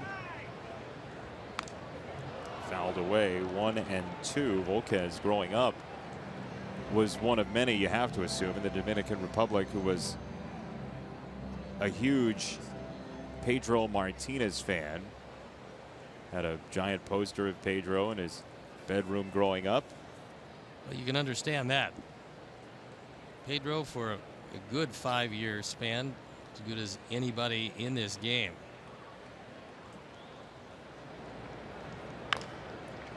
Chopper second base. Merrifield halts Eaton, throws to first. Nice play by Whit Merrifield to turn 2 against the speediest of Sox.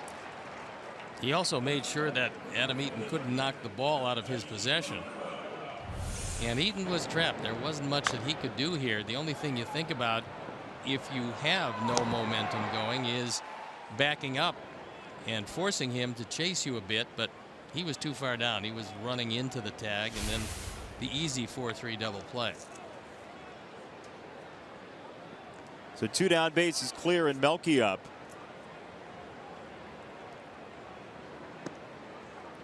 And a hook down low from Volquez for ball 1.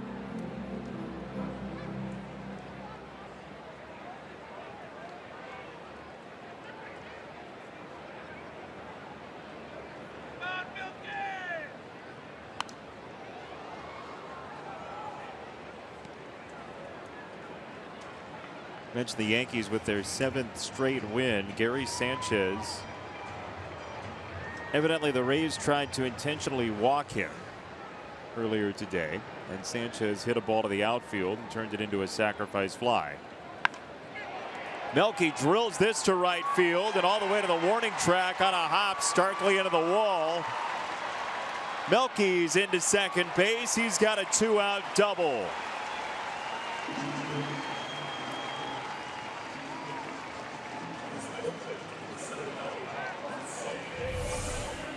Melky crushed this ball. This is a curveball that didn't do a whole lot. And the biggest break of this one was it didn't fly back at Orlando. This hits the padding and then drops straight down by the fence, and Melky hustling. Not the best technique, but he's in at second. He's got 35 of them. Should be used to going in head first. Ball 1 to Abreu, who's seen 5 straight pitches out of the zone dating back to a 4-pitch walk in the 3rd. He got robbed of a run batted in by fine play by Alex Gordon in the 1st inning.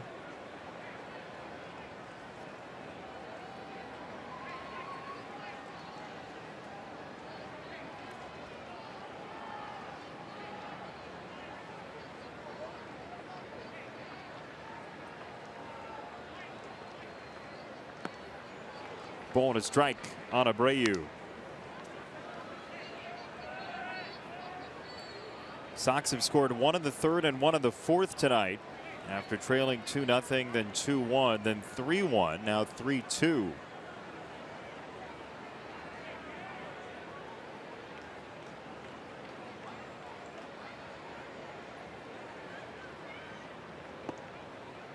Fades inside, 2-1 on Abreu.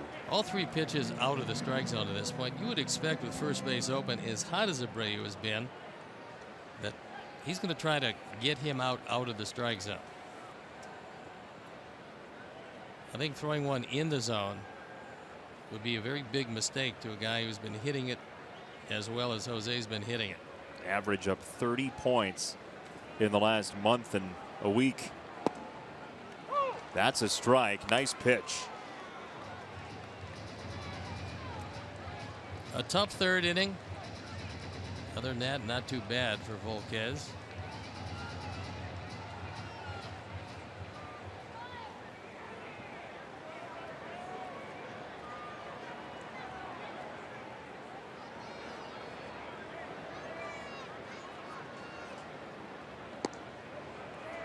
Three balls, two strikes. Cabrera at second, Morneau to follow.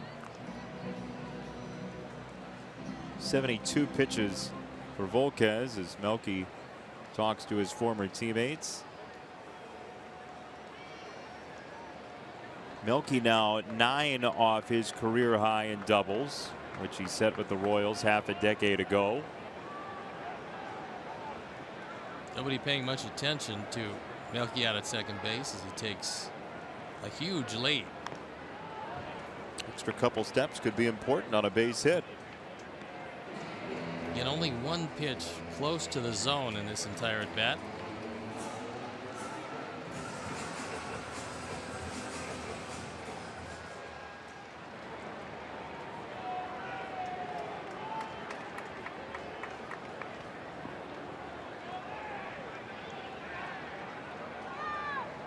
Three balls, two strikes, two out, tying run at second.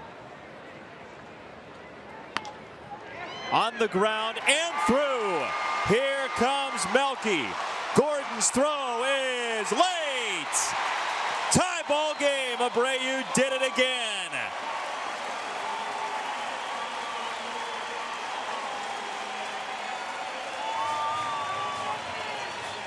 Pretty decent throw by Alex Gordon, and it almost was handled by Perez. If he does handle it, it's going to be very close at the plate. This pitch was also close to a strike. So Melky able to get that good lead because nobody was paying attention to him, and he beats the throw. And it's 90 runs driven in for Jose Abreu as he takes second on the throw. And the Sox offense clicks again as Morneau takes ball number one. Abreu has been on twice tonight.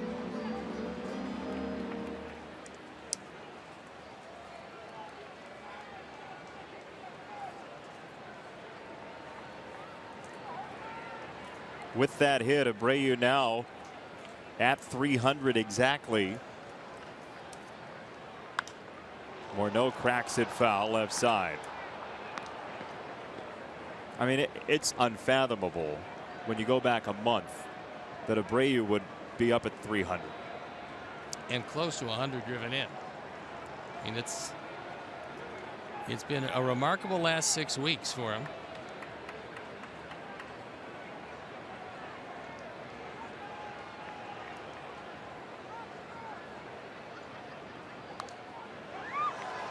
Fouled off by Morneau, 1-2. 3 hits in the inning for the Sox against Volquez. Don't forget tomorrow, 1:10 start time. Really good pitching matchup. Chris Sale, Ian Kennedy scheduled. We'll see if the Sox are going for the sweep or the series win in that game.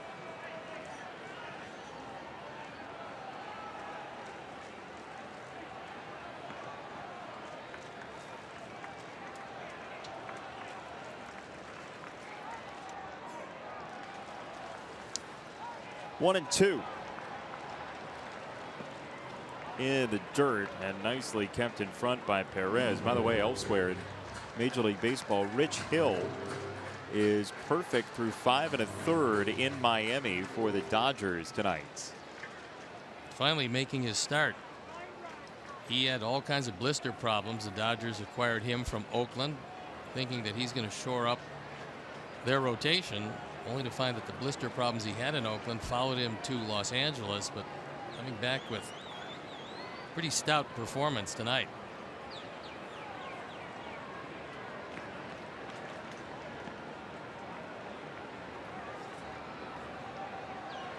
Volquez trying to decide on a pitch with Perez.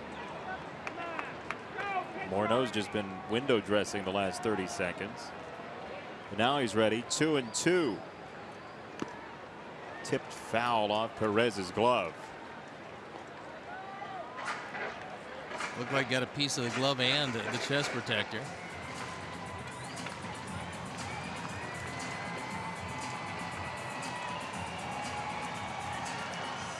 Frazier next. He laid down a bunt in the second inning. He walked and scored in the fourth inning. And there's a meeting between catcher and pitcher. That's number 4 of the night. There's a 3. That's 4. How many do you have? I am counting the Narvaez Shields trips to the mound. Oh, I was saying combined. Ah, well, there's the rub.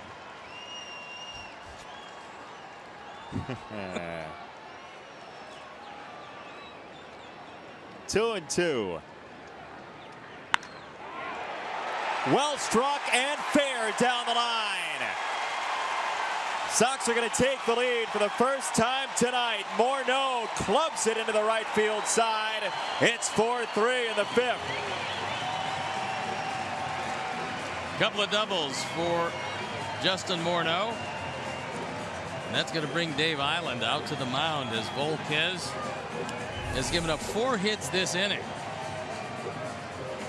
Justin Morneau, one of the better left-hand hitting high fastball hitters around. Most left-hand hitters will hit the ball down, preferably down and on the inner half. Morneau able to go upstairs and just drill the ball. So a leadoff double in the second didn't come to anything. Now an RBI double here in the 5th. Royals pen up and going, and it's Matt Strahm. We saw him in Kansas City. He had just outstanding stuff. Ball 1 to Frazier. In 7 of the Sox last 9 wins, the offense has scored at least 7 runs. And Volquez, who had been struggling a good portion of this year, not having an easy time of it here tonight. Off speed there. Ball to strike on Frazier.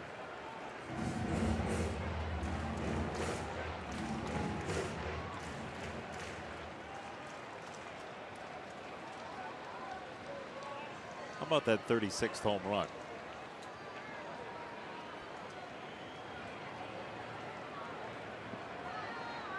Well, you'd love to see a fastball, preferably middle in,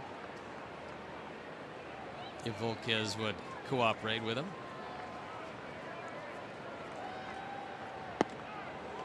1-2.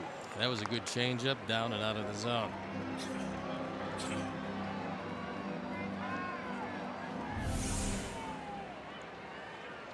Able to stay on top. If you stay on top of the changeup, you'll get some downward rotation. There you look at some numbers that are not all that good. It's a large hit total so far. And a ball low to Frazier. 2 balls, 2 strikes. As Volquez approaches 85 in the pitch column tonight.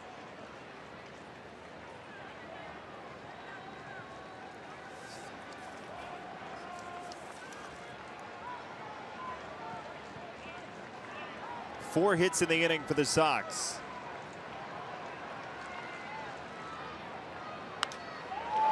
In the air, right field side. Orlando has sprinter speed, and he takes one away in the corner.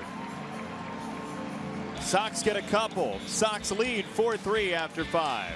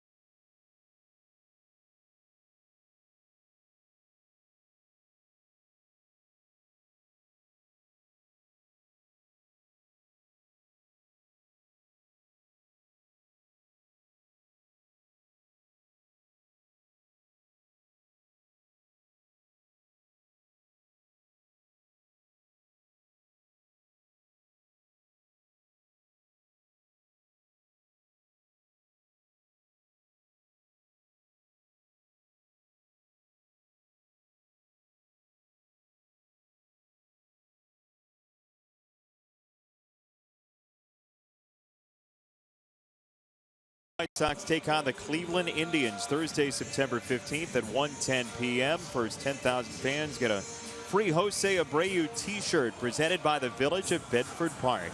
Bring your business home to Bedford Park and win big. Purchase your tickets today by visiting whitesox.com or calling 866-SOX-GAME. Morales, Perez, and Gordon for the Royals as the Sox have taken the lead for the first time tonight at 4-3 on the Morneau RBI double.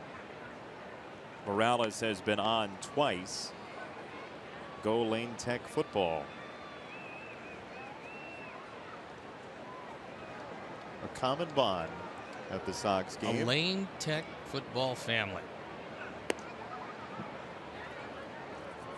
2-0 on Morales, who set a career high with 58 walks last year. He's got 44 this season, including one in the first inning tonight.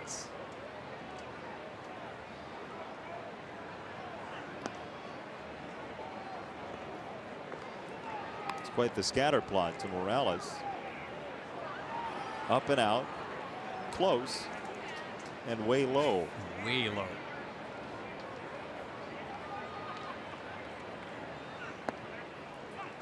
Ball 4, leadoff walk for Morales after the Sox got 2 in the home fifth.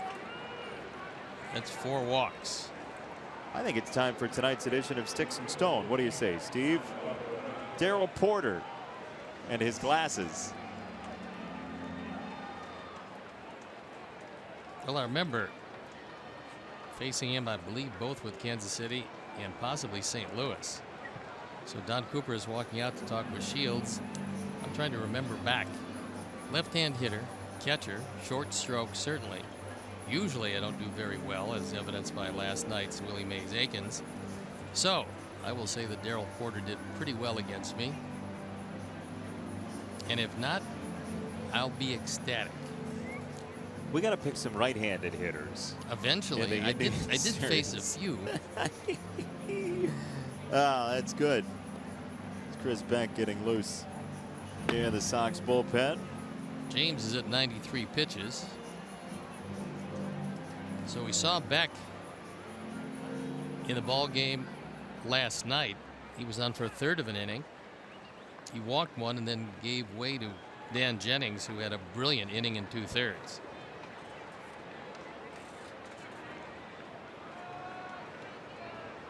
Shields to Perez, and a high fly foul.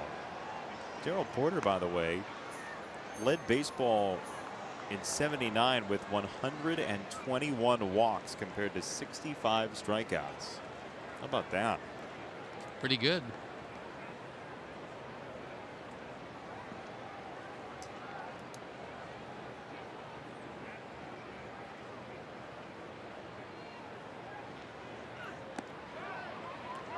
Check swing did not go. Ball and a strike, says Jim Reynolds, the first base umpire tonight. He'll have the plate tomorrow for the 1:10 start time between the Sox and the Royals. Starting to get a little chilly here in Chicago. It's kind of nice. 71 degrees. Beautiful night for baseball.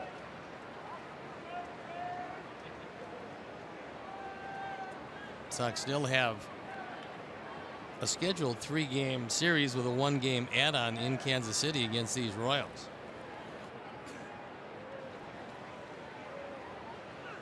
You think it's going to be as hot there this time as it was last time? No, I don't think it will be as hot anywhere. Scorched earth. As it was last time. That was. Temperatures were knocking at the door of 100 degrees. Humidity in the 90s. And heat index 111, 112. That was some of the hottest weather I've ever been a part of.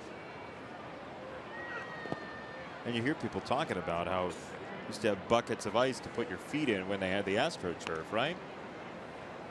That was, yeah, they did a whole lot of things because you could see the heat radiating off the turf. Temperature on the field in both St. Louis and Kansas City in the artificial surface days was upwards of 135 degrees. 2-2 on Perez. Shields got him.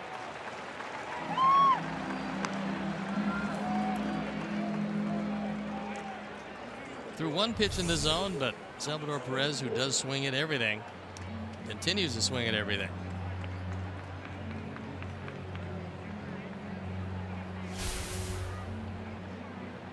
One out, one on Alex Gordon, who homered last time up.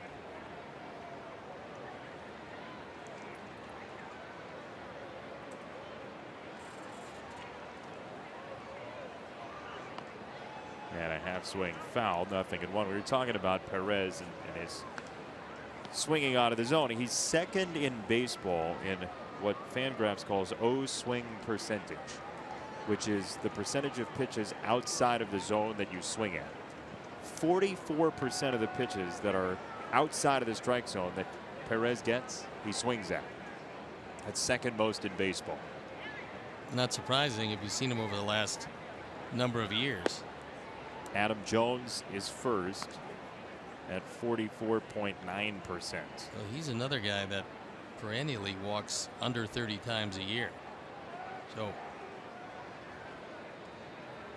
pretty good player. Very good player, as a matter of fact. It's hard to walk. 1-1. Gordon takes low, 2-1. The difference between those two guys is Perez, significantly less than Jones, swings at pitches inside the strike zone.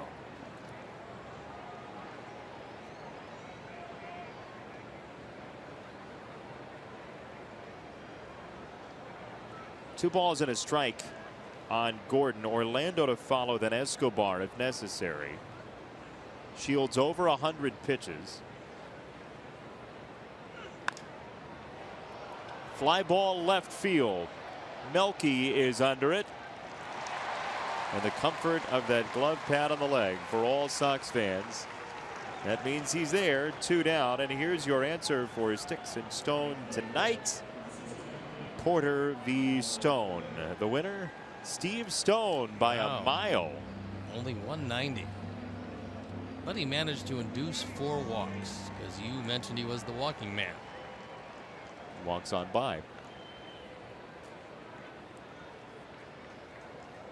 Very good. Well done. Left-handed hitter. Yes. You took care of him. Short stroke. Yeah. Well, it's the blind squirrel acorn theory. Every once and again. 2 down for Orlando, who's been an extremely good 2-out hitter this year. He got a piece of that. That's a foul ball. And 1 strike on Orlando. Former White Sox farmhand, but very raw at that point. Things for him have smoothed out considerably, although he's played pepper with Saladino a couple of times tonight.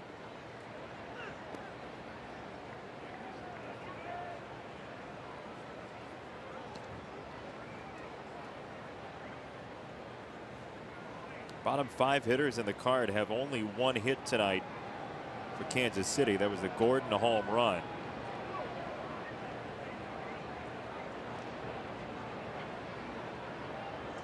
Only 4 hits for the Royals, but 4 walks as well.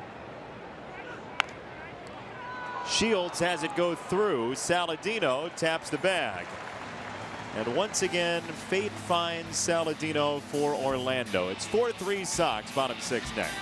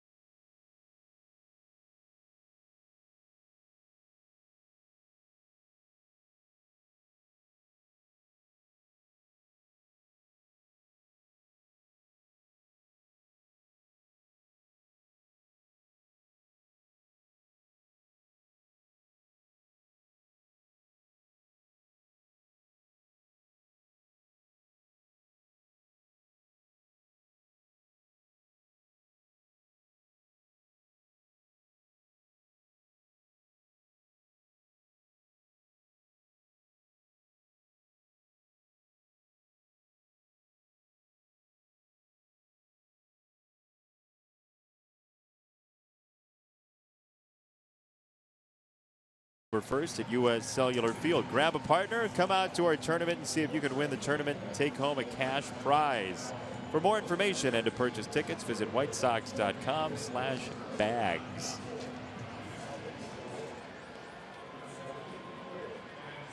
We got a new pitcher coming in the ball game, and it is Matt Strahm. On for the 14th time. He's 2-0, ERA .56. We have seen him back on August 9th. He threw 2 innings and struck out 5. Good overhand curveball. Good placement with it. And he will deal with the bottom part of the order. Strahm, a major league debutant this season, in his 14th career outing. He's allowed those 7 hits in 16 innings, and you said it. I mean, he's got some stuff. Well, if he can bring with him whatever he had in Kansas City, if it made the trip here to Chicago, he's got a chance to be pretty good. Hopefully it's not a lithium battery. Those are not allowed on the plane. Went to high school in North Dakota.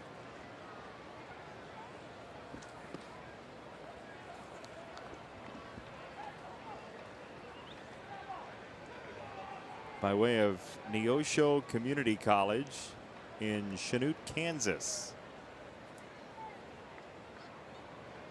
That's it. Was going to go to Nebraska, but decided to sign.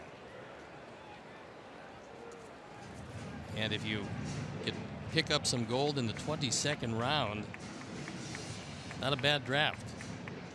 That was in 2012.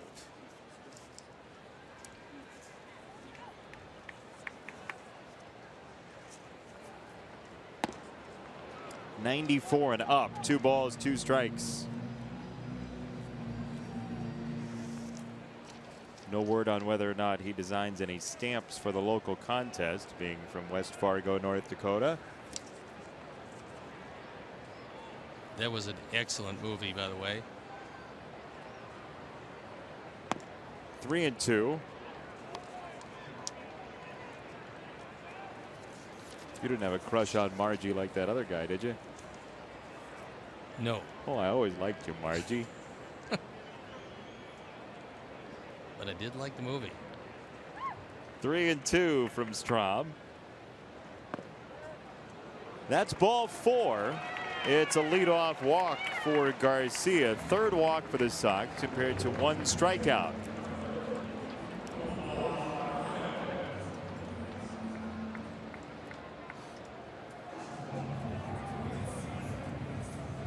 So here's Omar, who drove in a run with a ground ball in the 4th.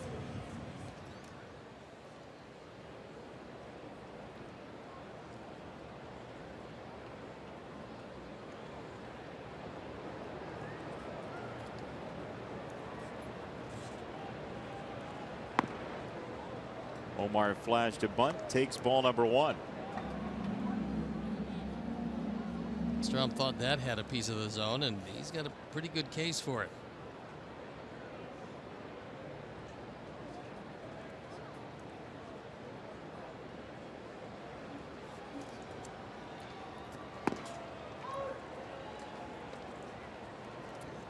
Ball and a strike on Narvaez. And if anybody's pitched him well since he's come up from the minors, it's been the Royals. Just 1 for 9 against Kansas City. 17 out of 51, .333 against everybody else.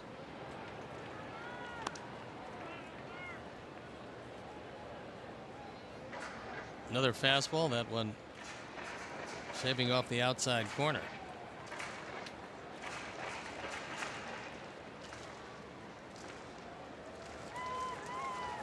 .24-year-old catcher Narvaez, 24-year-old left-hander Strahm.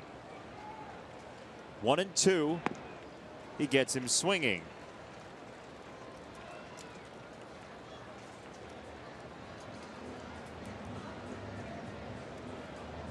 One out for Saladino.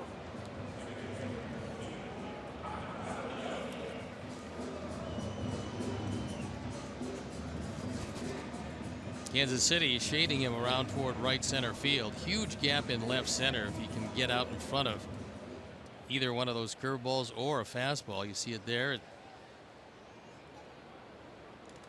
Orlando over toward the line and right.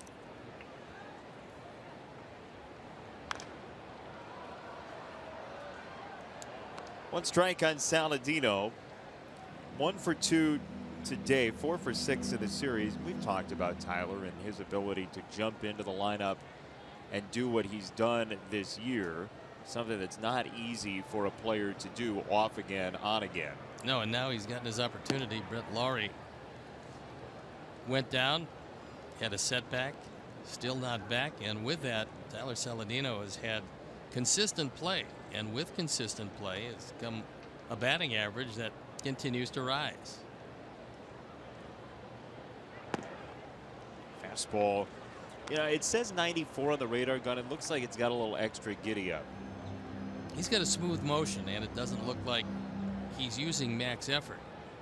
And what we haven't seen is what we did see in Kansas City, which was a great overhand curveball. He has not broken that out yet.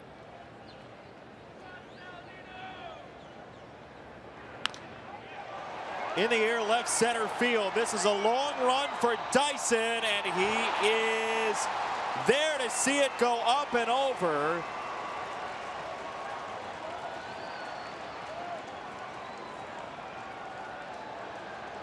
Let's see what the call is. 2 bases. Kind of interesting because Dyson thought that he was going to make the catch, then seemingly missed the ball. Saladino at first didn't know what the result was. He was standing at first. The ball went over, and Dyson thought he caught it. We'll take a look at it and slow it down. Dyson has a long way to go. He reaches up. He thinks that he can make the catch. He can't. It hits off the track. Actually, he overruns it. And hitting off the track then bounds out of the ballpark. So Saladino got a fastball, drove it into the vacated area. We talked about if he could get out in front of a fastball, and he did just that. Saladino at this point doesn't know if he caught it, but he didn't catch it, and one hop out of the yard.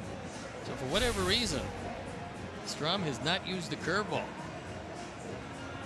And Ned Yost wants to try to figure out what happened. What happened is a one hop out of the ballpark double. Well, the explanation he's getting is, and you saw the conversation was, I'm sure of that. I'm sure it went over. Field and Culbreth was at second base, and they're not going to look at it. They're going to have a conference just to talk about it. But I mean, that's a cut and dried ground rule double. You would think so. Upon review, Dyson believes in his speed so much. He got there so quickly. He thought he was going to make the play. The ball actually, in fact, he probably got a half step too far because the ball seemingly went behind the glove. So now they're going to take a look at it, and they'll see the same thing that we've been watching. And remember that if a team has not used its challenge and asks for a crew chief review, that counts no matter what for the challenge. Dyson was around toward right center. We talked about the gap. So he comes over and then seemingly overruns the ball. He's got great speed, and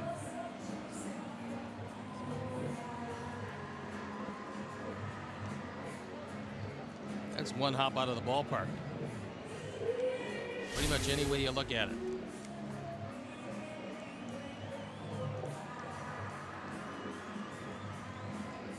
That's an official review.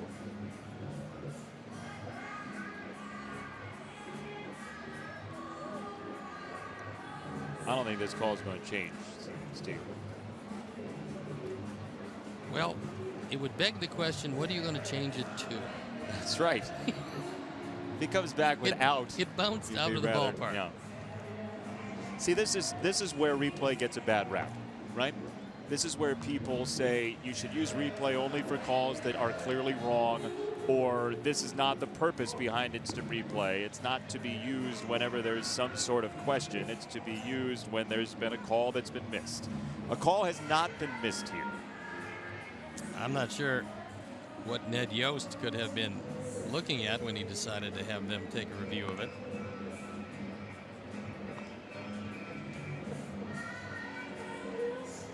Let's take a look at the replay on the bases. Now Avi thinks the play was made, so he retouches the bag, and then does he go past Saladino? Oh boy. That is what he's reviewing. The question is, though, was time called at that point? And now we'll see. They're going to give Saladino second base. They're going to give Avi third base. They're going to tell Ned to forget about it, and we're going to be exactly where it should have been in the first place.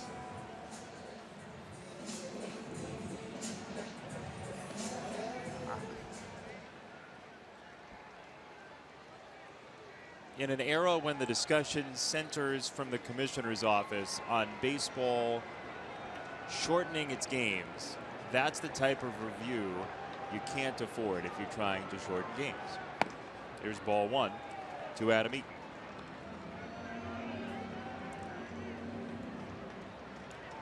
I think what they're probably coming to a determination is that one hop out of the ballpark, dead ball, doesn't matter then who passes who. Right. Once the ball leaves the park and it's a dead ball. So I can understand where Ned wouldn't want to have that happen, but it did. Wouldn't have wanted those 4 runs to be up on the board in the home column either. 2-0 for Eaton. That's not something you got to experience as a pitcher, is waiting out a delay for instant replay. There are more opportunities for a pitcher to have his rhythm broken in this era. But we go back to as long as you get the call right, and that's what replay is going to be. And it's going to be changed. I mean, this is not the finished product that we're seeing now. It's been changed to this point. It will be changed some more.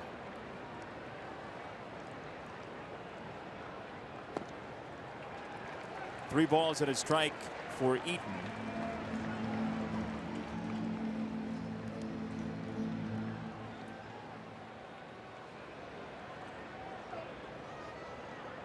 Infield in. Garcia at third, Saladino at second.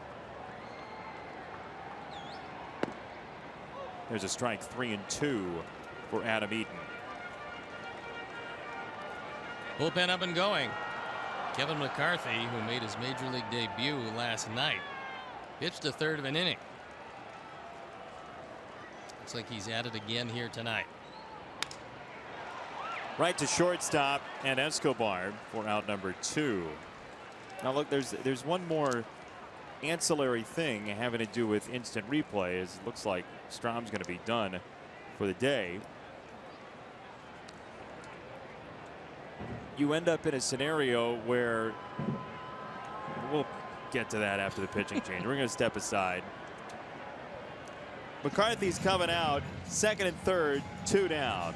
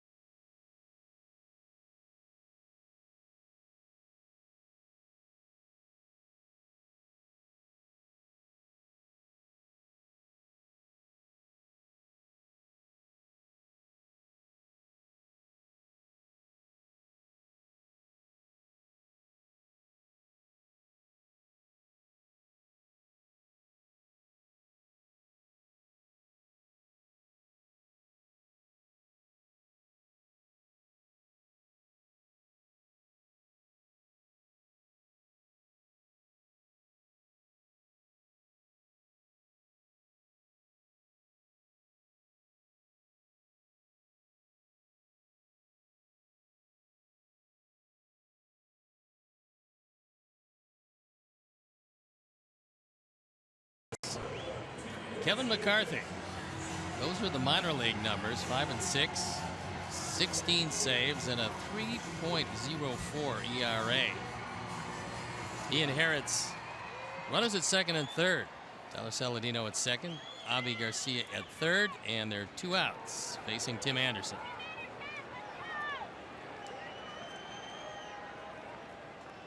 Anderson takes ball number 1. What I was going to say about replay is, well, you do that first. Sure, it's time now for our Lowe's home field advantage. And that's the last 12 games at U.S. Cellular Field. Long time in the making, short time in the telling. That includes tonight. There's a strike, 1-1. It's difficult to make a call like the runners passing each other on the bases because it's difficult to get both situations in one shot. You need to be able to match the play happening in one spot with the play happening in another spot. We saw that with the play at third a couple of months ago, as that's called a strike, 1-2. With the play over at third, the dirt kicked up. It was Melky Cabrera, I think, right?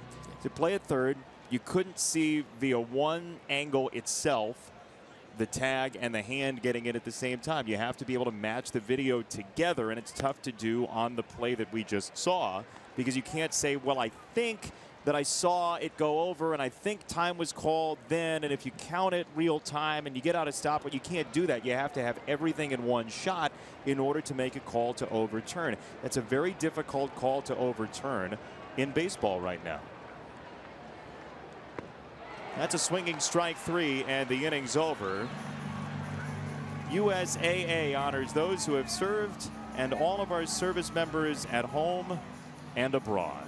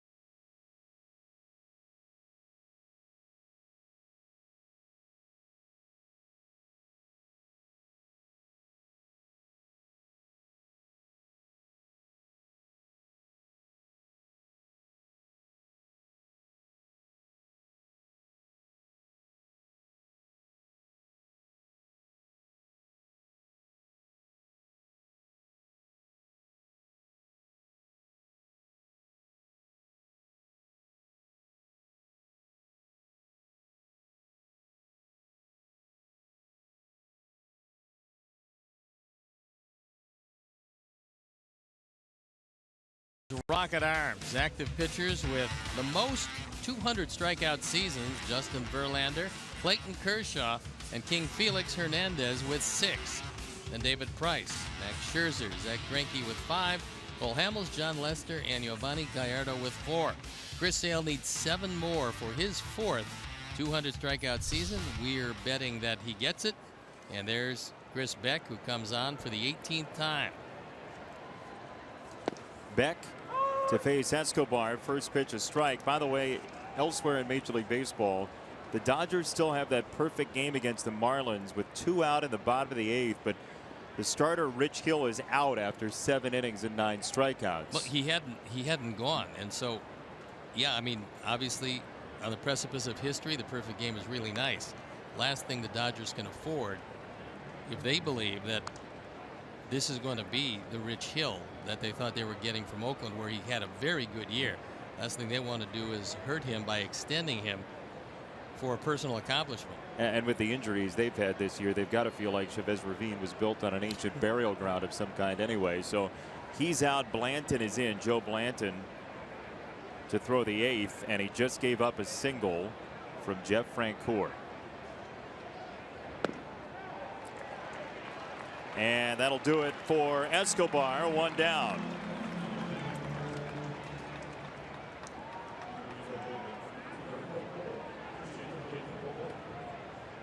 Unreal. You talk about a perfect game in Chicago, and it's your fault. You ruined it. Well, that's how it happens. I mean, there's no doubt that it is. Even though it happened in Miami.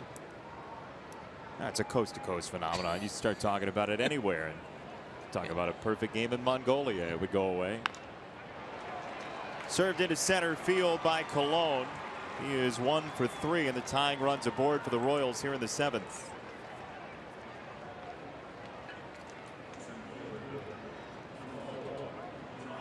And now we're going to see a pinch runner because Colon does not have much speed, and you're carrying an extended roster at this point. Terrence Gore. Terrence Gore, who routinely is called up by Kansas City late, along with Dyson, who started. Those two guys off the bench late can turn around a ball game. Got great speed. In an animated conversation with Jose Abreu. Well, you wonder if Kansas City is going to have enough position players to get to the finish line in this game. There are only 8 remaining on the bench. Right. Not quite enough moves for Ned Yost to make at this point.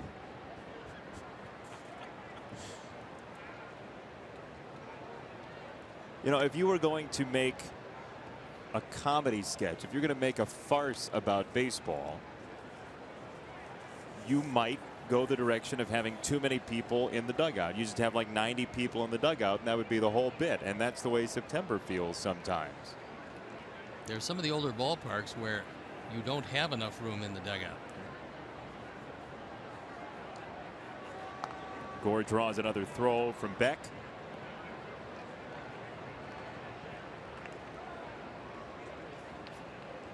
That's a good rate. Yeah, it's 7 for 7, not bad, especially when you consider that he's been in 8 games. He has 1 at bat. Not difficult to figure out what he's there for. 1 at bat, 7 stolen bases is a really good number. It's a good number. That is magic right there.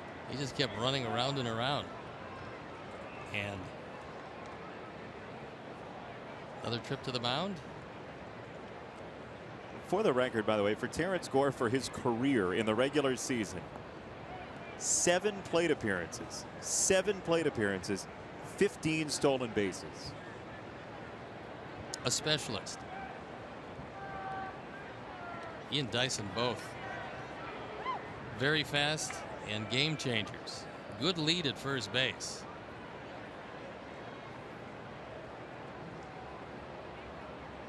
We've actually got to check with the stats people on this. This has to be some sort of major league record. 15 stolen bases before his first major league hit.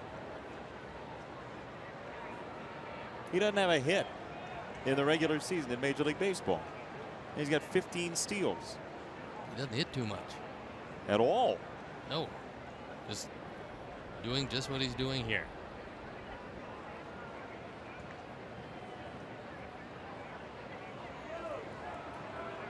Well, here's the thing. Eventually, Chris is going to have to let loose of the baseball. That's not necessarily true. Well, eventually it is. And when he does, if it's plateward, there's a good chance where it's going to be going. This game could go on until next Tuesday. Could very well. He doesn't have to do anything.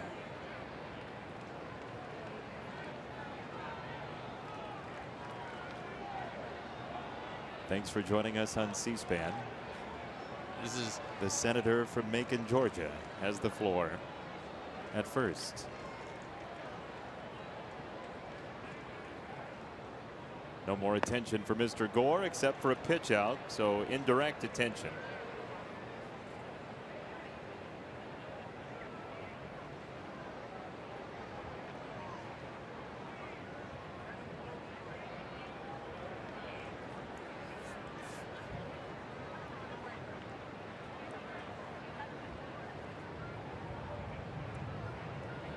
major speed in play here. Dyson and Gore. One out, runner on. Gore holds. It's a second pitch out in a row.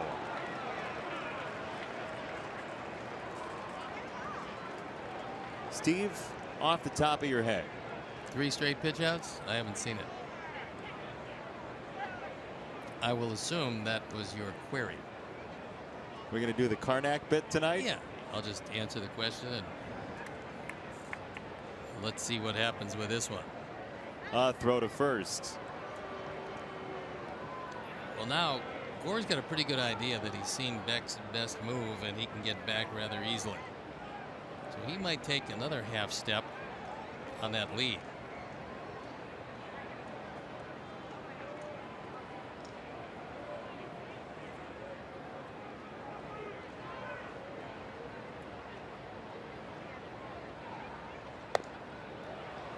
Well, now he doesn't really have to do much at first base because with 2 pitch outs and one that is way wide, 1 ball away from accomplishing what Gore set out to do, which was get into scoring position.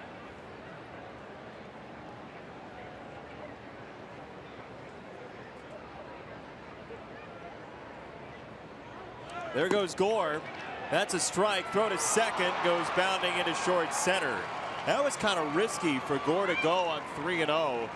He does steal the bag. And Anderson might be shaken up a bit. Looked like it got him off the left hand.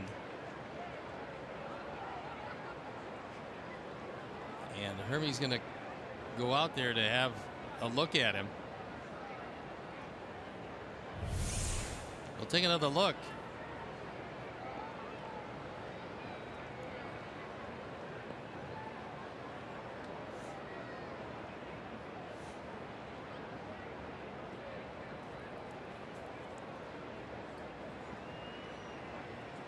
looked like as he was planting, as he reached, watch the left arm.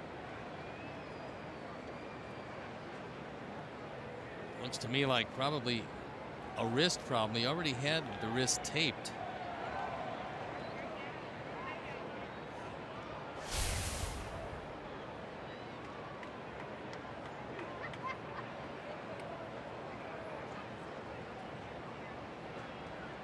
Schneider out there working with Tim Anderson.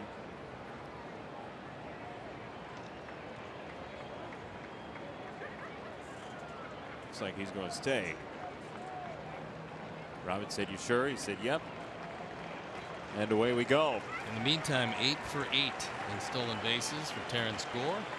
A couple of folks, by the way, on Twitter have sent in Herb Washington from Oakland in the 70s. Yep. 31 steals without a major league hit. Gore now with 16.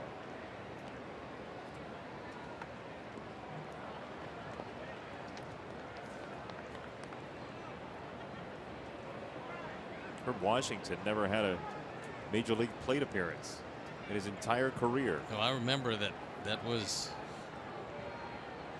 an 8th or 9th inning specialist, and that was it.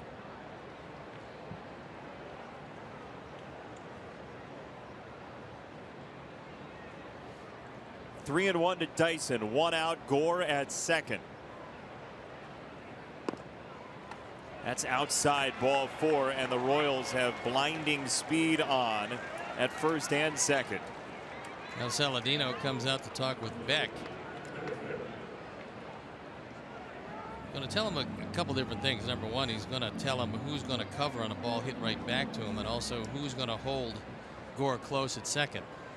Also, Beck has to beware of looking back a couple of times at second base, because great base stealers will tell you it's easier to steal third than it is second, because you can get a bigger lead off second base. Even though it's a shorter throw for the catcher? Yes. Yep. Yes, it is, and yes, they will. So Dan Jennings starts to loosen up.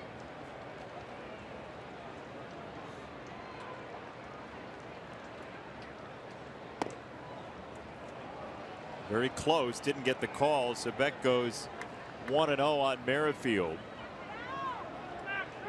Played in college with Jackie Bradley Jr. of the Red Sox on that College World Series team for South Carolina. Royals could use a hero right now with the Sox leading 4-3.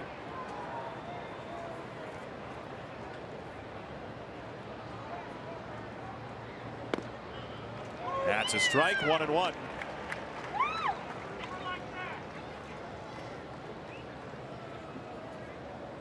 Somewhat surprising number for Merrifield.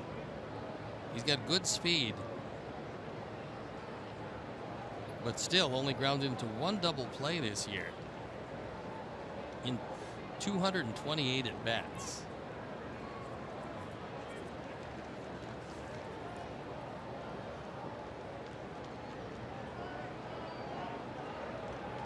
Sox are giving free rein to both runners here, though Saladino is creeping close to Gore at second.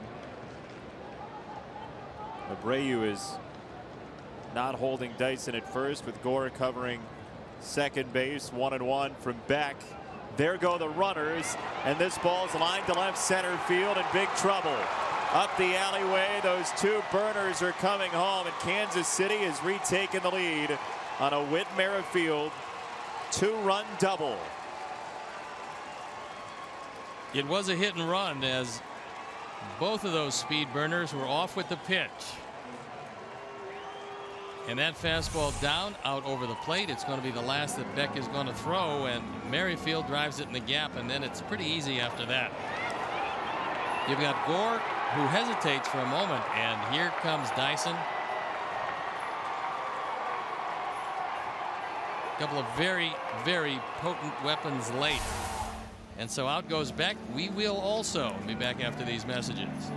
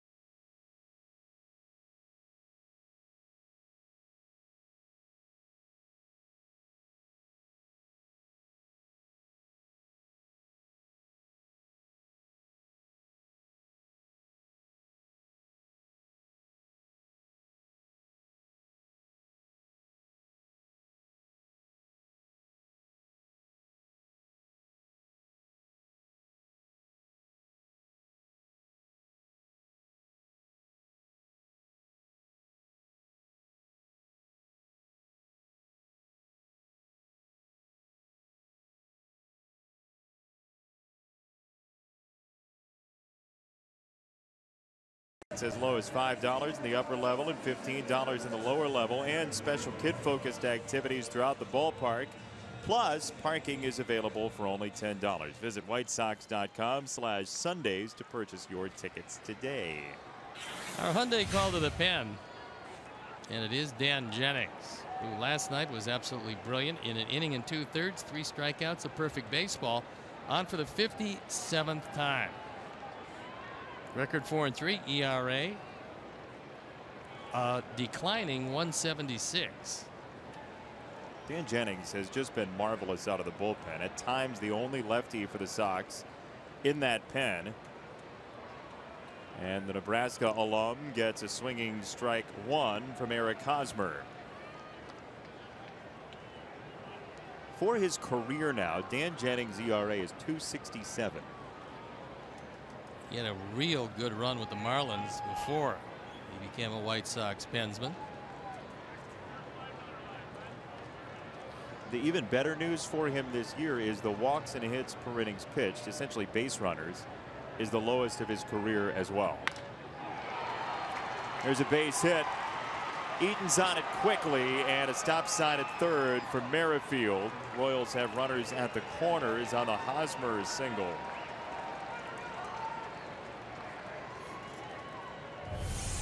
Second hit of the night for Hosmer as he gets one out of the strike zone and drills it to center field. So Merrifield taking a look back, and then you got to pick up your coach. He does, and he scampers back.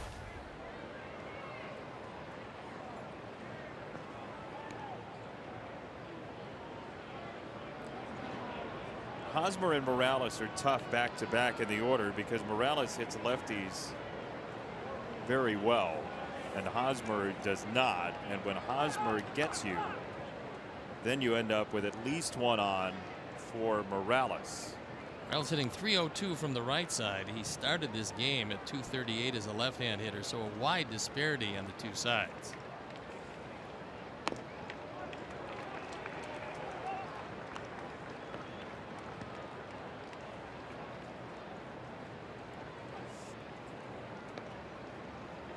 Oh, for the ground ball here. Morales grounded into 16 double plays this year, but is yet to be retired tonight. Fouled off, 0-2 on Morales, who walks that one off. Just fouled off his foot.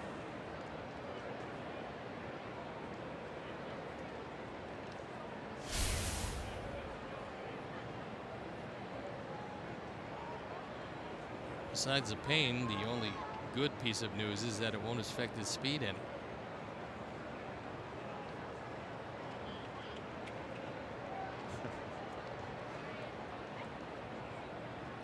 I mean, look, the guy hurt himself in a celebration of a grand slam. He's not had great luck with the wheels. His career completely changed when that happened. Because had he not gotten hurt, could very well still be with the Angels, and a huge factor in that lineup because it was early in his career and he could really hit. He's the lost Grammatica, essentially. Injured, celebrating. Merrifield at third, Hosmer at first, 2 in for the Royals. Sox trying to keep it right here.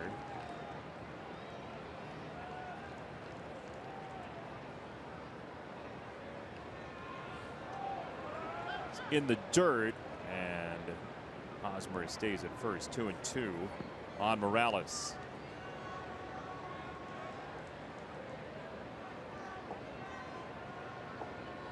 Juan Minaya for the Sox. Sox got a couple in the 5th inning to take the lead at 4-3,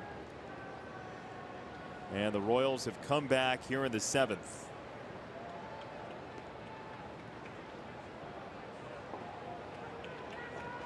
The year before he hurt himself, he had 34 home runs, drove in 108, and hit .306 for the Angels. Then the next year, that celebration cost him the year and the next year after that.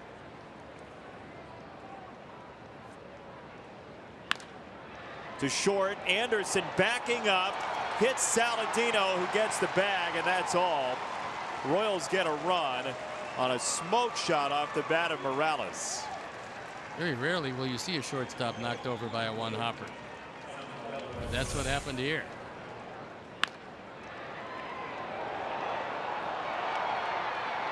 Tyler Saladino trying to do the best he can to get to it, and Anderson just lost his balance. Throws it way wide of the bag. Tyler able to make the play, not even thinking about two, and a run scores.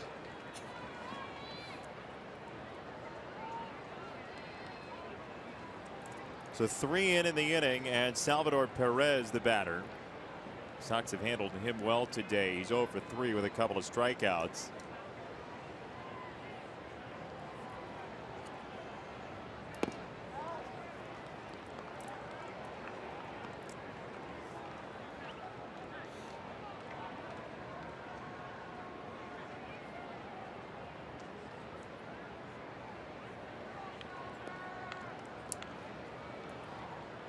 Jennings to the rosin bag.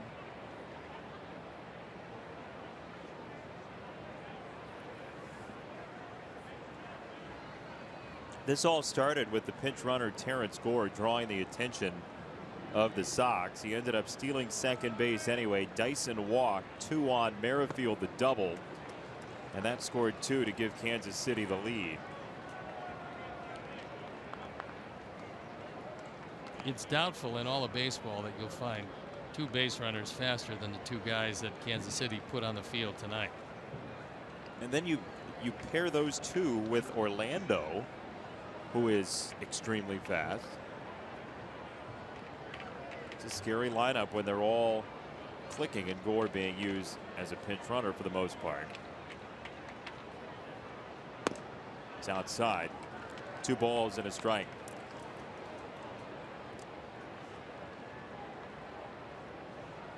So the 3 runs all charged to Beck.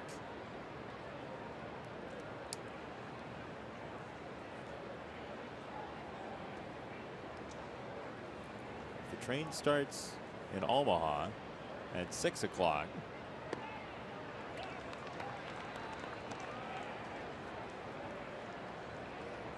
Three and 1 to Perez.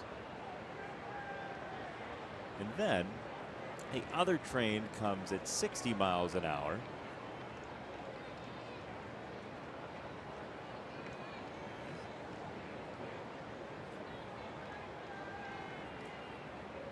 Three balls and a strike.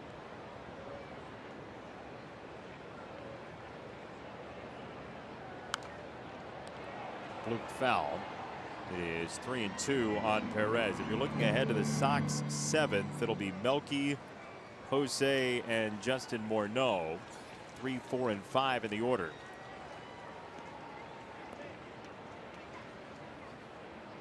There was a time when if you got in this situation with 3 innings to go against Kansas City, you might as well phone it in, because that was the alignment at the back end. But not so these days. It's a little more adventuresome for them late.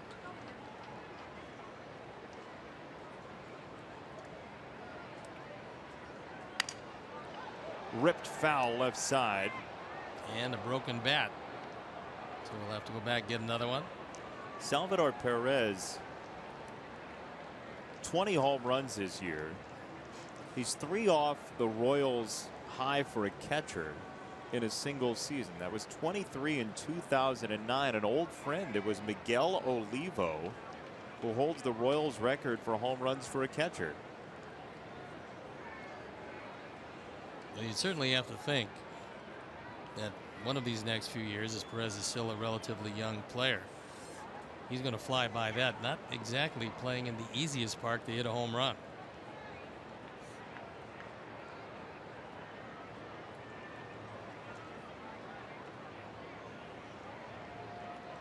Three and 2. Morales will be off. Ground ball to short. Anderson decides on first base, and Abreu with the rescue and the tag for out number 3. But the Royals grab 3. The Sox have climbing to do, trailing by 2 at stretch time.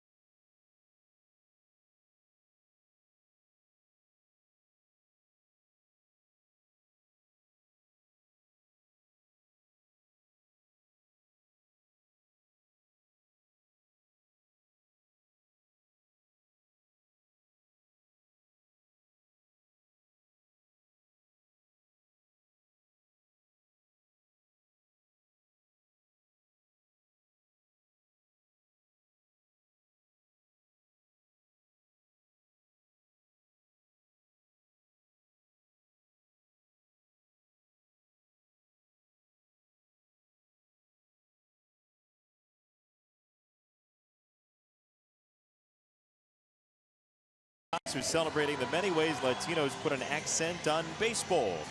Share how you put an accent on the game with hashtag Ponle Acento.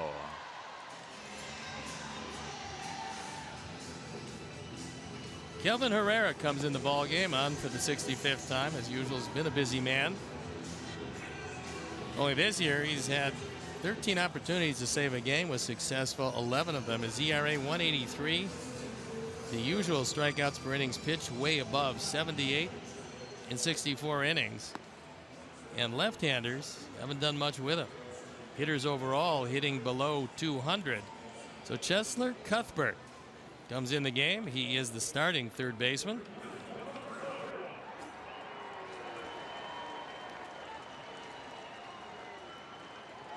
Well, Herrera this year has put up great numbers and even better in terms of base runners allowed.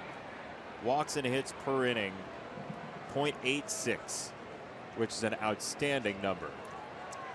And a lot more pressure this year when Wade Davis went down. Ball number 1 to Melky, who is 1 for 3 with a double, a run scored, and an RBI. Herrera can get it up there in the neighborhood of 100 miles an hour. Only 9 walks in 64 innings. That's pretty remarkable.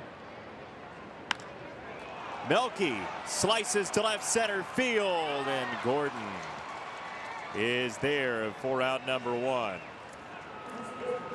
But left the bat, it looked like it was going to be in the gap, but the ball slicing right back toward Alex Gordon, who made the play.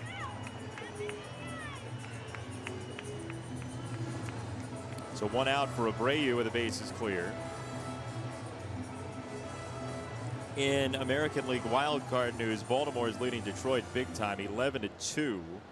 That's in the bottom of the 8th at Comerica Park. Didn't like their chances. Yeah, their win percentage is pretty good right now. Win probability. Abreu takes a ball. This after the Yankees have won and the Mariners have won today, 14-3 over Oakland. Yankees now 76-65. Look like they'll stay a game behind Baltimore for 3rd in the East. And it's 2-0 on Abreu.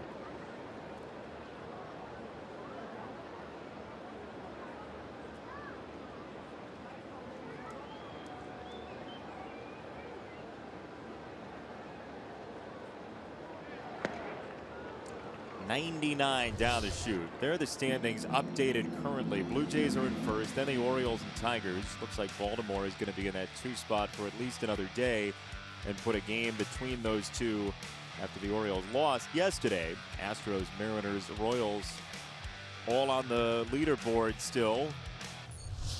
Sox would need to win a bunch in a row to get back in any discussion on the wild card. If the Yankees make the postseason, it will be one of the truly surprising stories of the year. In baseball in a long time. Especially after they divested themselves of some pretty good players at the deadline. Center field, Gerard Dyson camps for round number 2.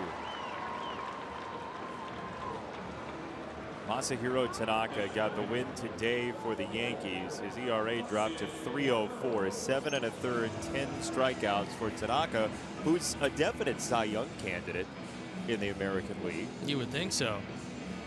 For a team that hasn't been great a good portion of this year, he's 13-4.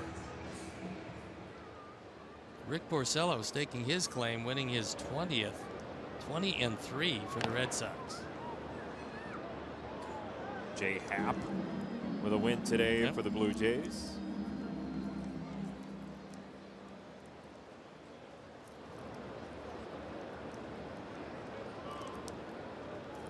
One strike on Morneau, and that dangles over the corner.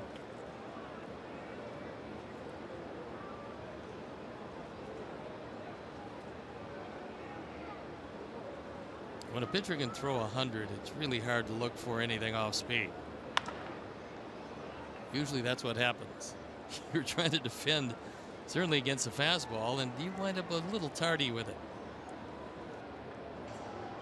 Your best bet just to get ahead of the guy? Your best bet is to go up there and hit the first fastball you see in the zone. Don't let him get ahead of you if you can help it.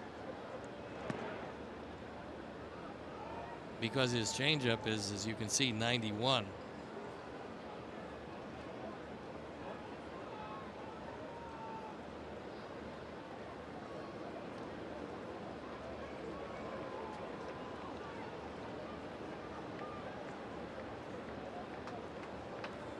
One, two. He got him swinging at 91 downstairs. There it was, and a 1-2-3 inning for Herrera. 6-4. The Sox trail after 7.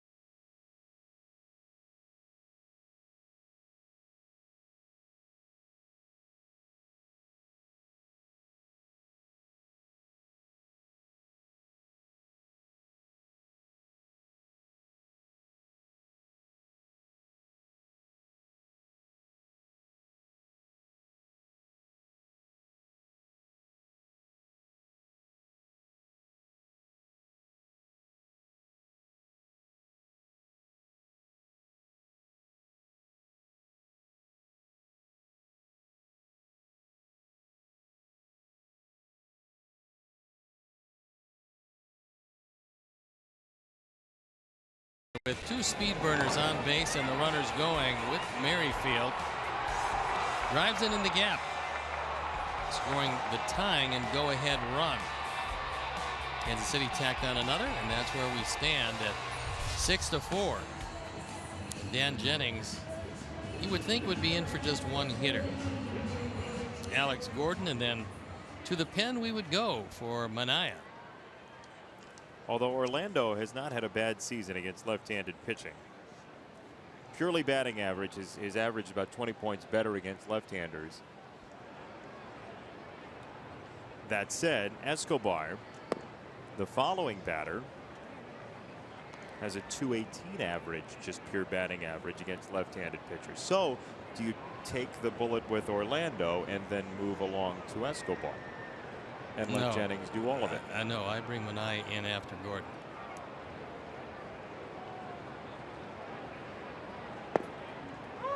Ball and a strike on Gordon. That's not particularly happy, but that was pretty close on the inside part of the plate.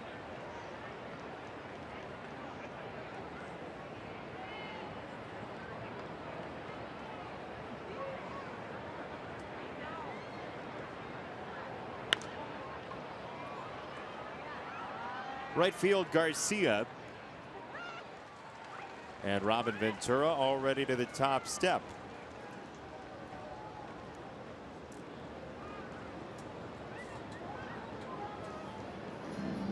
There's the call.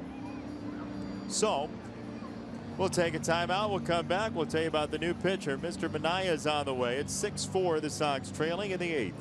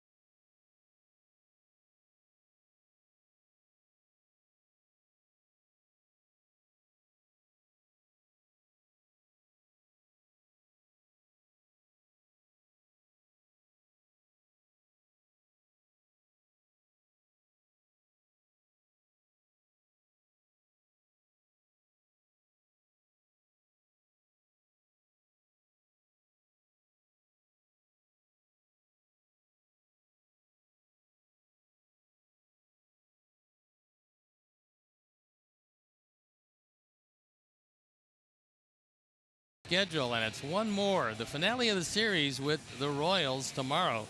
And then the Tribe comes to town Monday, Tuesday, Wednesday, and Thursday for a 4-game series, our PNC Bank upcoming schedule. Our Hyundai call to the pen. And it's Juan Minaya on for the 4th time. He's 1-0, does not have an ERA. He's thrown a total of 4 innings.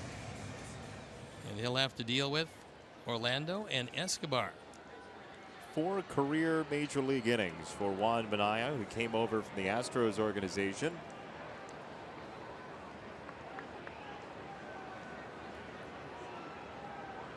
So Jennings, 1 inning, 1 hit, no runs, no walks, no strikeouts, and Minaya has that golfed foul by Orlando, who 3 times has gone out to Saladino at second. The Royals took the lead with 3 runs in the 7th after the Sox had taken the lead with 2 runs in the 5th. And we stand at 6-4. It was Shields versus Volquez to start. Shields outlasted Volquez 6 innings to 5 tonight.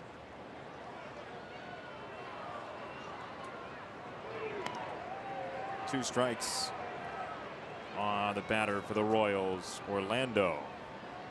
So with Dyson starting tonight, it takes away one of the weapons you would normally have if you have a 25-man roster. But when you expand the rosters, as you do September 1st, then you put Gore into the equation and now use him in the role that you'd use Dyson.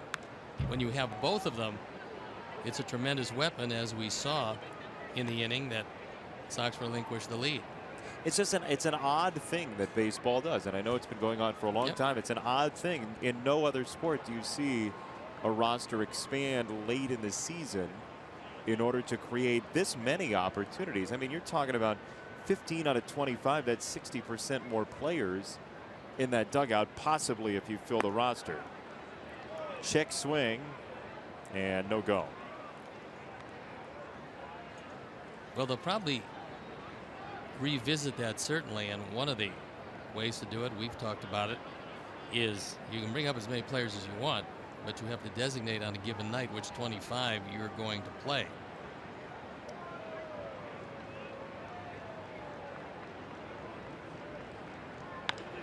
Now, where that would certainly help you with an expanded roster is you're not going to put your other 4 starting pitchers on that list, so you do have some extra moves. It's not like you're limiting your moves. You would have many more moves for the month of September. You play with 28 essentially. Yeah, your guys would be available to be there. Like you would designate Gore as one of your 25 for the day. For the day. And then if you decided that you didn't believe the running game would be as important, it would create much more for managers to do, especially in the American League. Yeah, I think it's a pretty decent idea, something that they might talk about. But as you say, it's been this way for a long time, and there's a lot of things in the game that are this way because they've been this way. There's strike 3. Minaya punches out Orlando, 2 down. Well, with all the discussion of shortening games, you would imagine that something the commissioner would look at, and we didn't talk to him about this. We talked to him early in the year. If he were here now, I'd ask, with the idea of shortening games, leaving so many possible players on the bench, doesn't that leave you with significantly more moves in the average game and therefore just slow down the game? Isn't that somewhere you'd look to try to quicken the pace of the game, especially in September?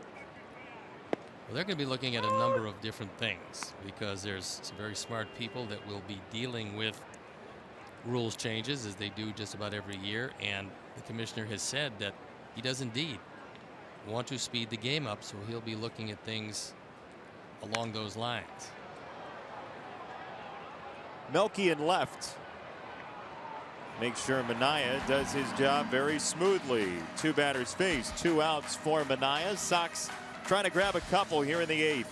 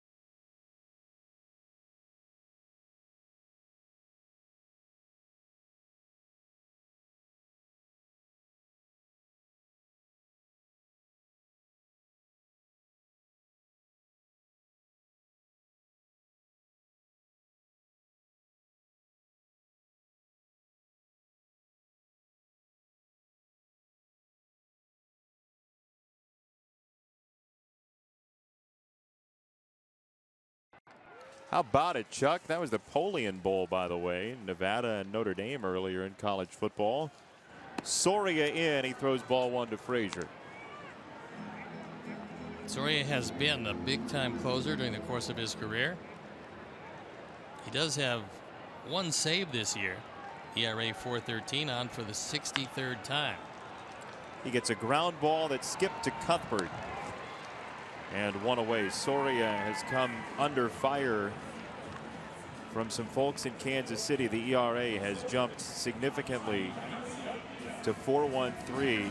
Had a game slip through his hands on Wednesday, but Ned Yost has stood by his former closer and trying to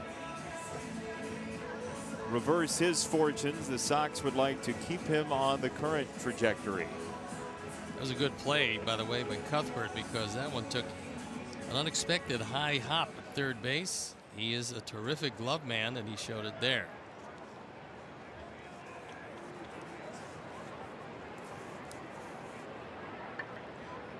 Avi singled to right in the fourth, walked to the sixth, and popped out to Merrifield at second in the second inning. That is ball one to Garcia. The Soria family has wonderful teeth. Just in case you wanted to know, he's got a brother and a sister who are dentists. If he has any problems, they are right there. That's his. That's a very convenient thing to have in the family. There's no doubt.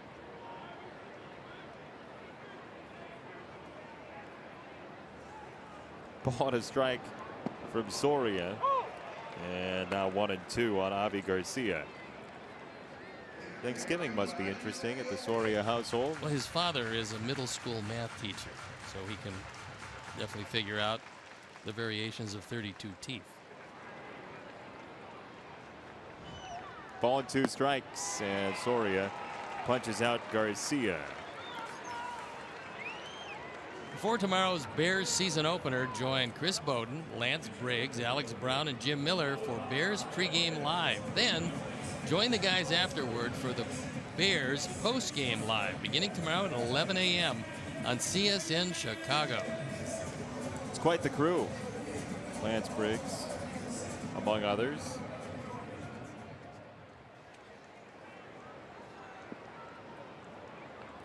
Two down for Narvaez.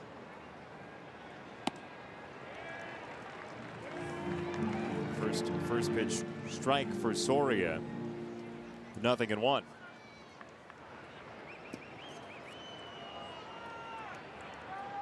Rare back-to-back offers for Omar Narvaez. Trying to change that here as he lashes this pitch foul. 0-2. He's experiencing what many young players have experienced before him, and that is you're pretty much of an unknown, and then you play some games and the advanced scouts try to pick out the soft spots. The league will make an adjustment to you, and you will then have to make an adjustment to them.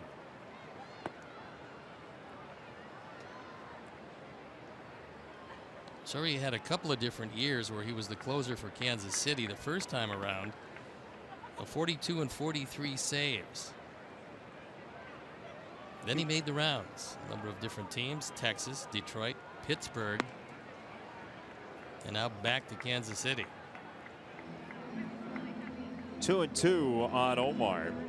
Soria is kind of the guy that got them to the stage that they were in bullpen wise. I mean, they were not the polished team that they've turned into when he was there at the back end of the bullpen. No, that was during the building phase of what was to be the team we saw the last couple of years. And strike three. Beautiful pitch from Soria. And a 1-2-3 inning for the second straight inning against the Sox. 6-4 Royals to the ninth we go.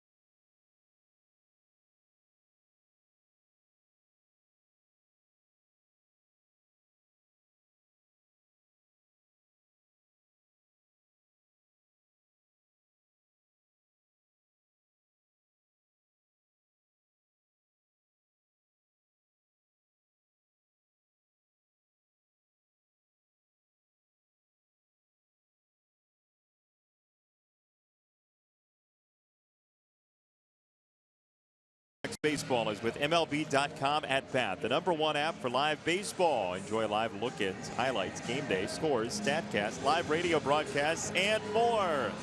Get MLB.com at bat on your favorite devices now. We've got a major league debut in the offing. And there's a look at Blake Smith. His numbers at AAA in 39 games. 3-1 with a save. 3.53 ERA. There you look at the rest of the numbers. More strikeouts and innings pitched. That's good. And Blake Smith, an outing he'll always remember.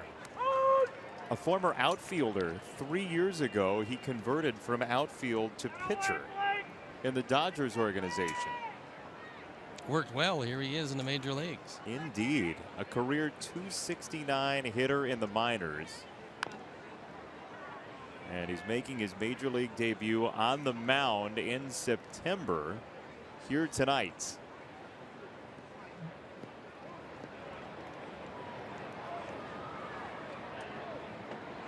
Been a few folks that have made that conversion. Sox had one, Sergio Santos. #1 pick of the Arizona Diamondbacks is a shortstop.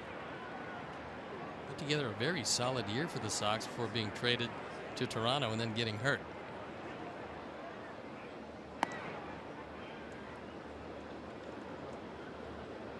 You know, it was interesting. In the minor leagues, I saw the Astros try and do the same thing with a kid named Brian Bogusevic, who was a local to here in Chicago. And watching him take batting practice for the first day when they converted him from pitcher, was inside. It was clear that he was a better hitter than most of the players on the team already. And some guys just have it in them that they can flip that switch and go back from offense to pitching or pitching to offense. A lot of the guys do that in high school or college, so it shouldn't be new to them. And he'll retire the first man.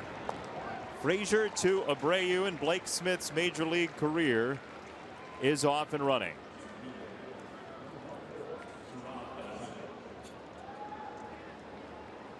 There's a look at Jacob Turner. Just in case.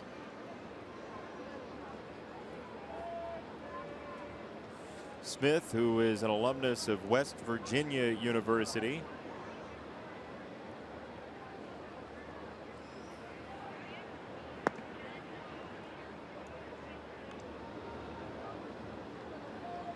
Ball one.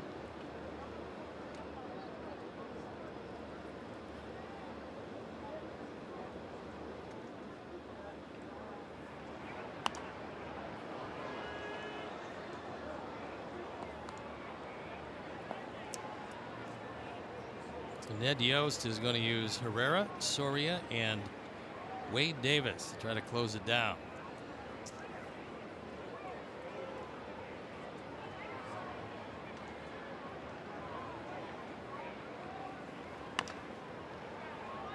Ground ball to second, and that'll be out number 2. Should say Smith out of Cal. He was born in Modesto, California, went to Cal, former second-round pick of the Dodgers in 2009. He's got 2 out here in the 9th.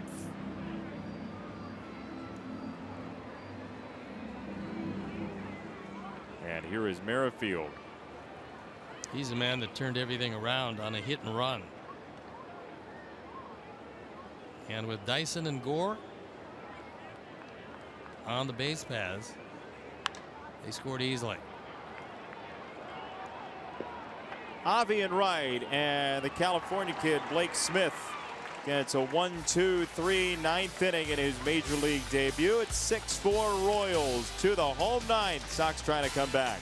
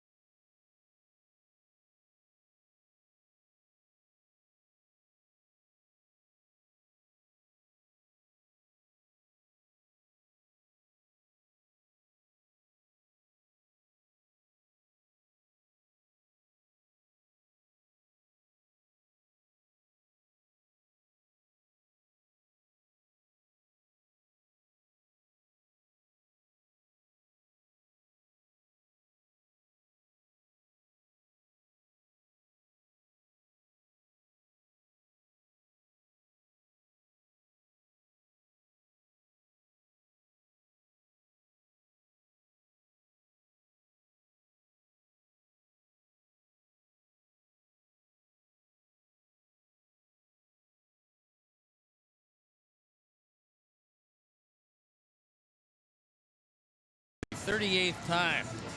22 for 25 in save situations. ERA 1.04. 35 strikeouts, 35 in the third innings. Had his season interrupted with some arm problems. When he's right, he's close to unhittable. He has yet to give up a home run this year. Sox would like to tap him for a couple. Saladino, Eaton, Anderson coming up.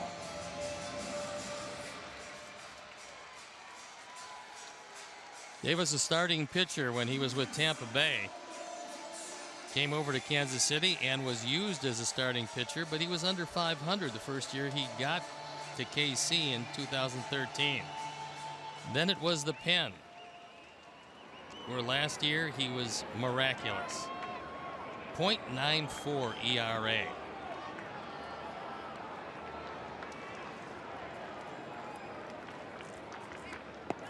And he throws ball one to Saladino. Tyler 2 for 3. Back-to-back 3-hit games for him, trying to make it 3 in a row. Sox need a runner and a long one. Called a strike, borderline pitch that was more out of the zone than in, but it did catch the corner. 1-1.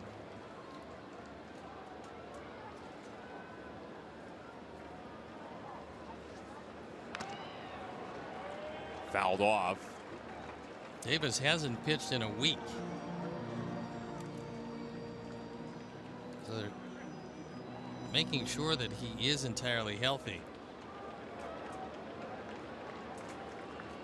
He was selected to his second All-Star game this year, but did not pitch because of injury.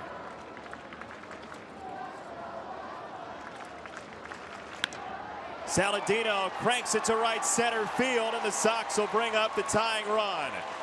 Tyler has 3 hits yet again. Been a remarkable run for him.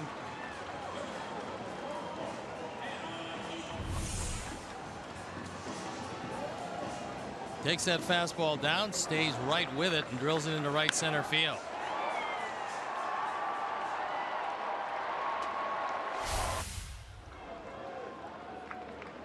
That breaks a string of 8 in a row retired in Sox jerseys. Saladino had the most recent hit. He's got the next one as well. And now Eaton, who's got a triple career against Wade Davis.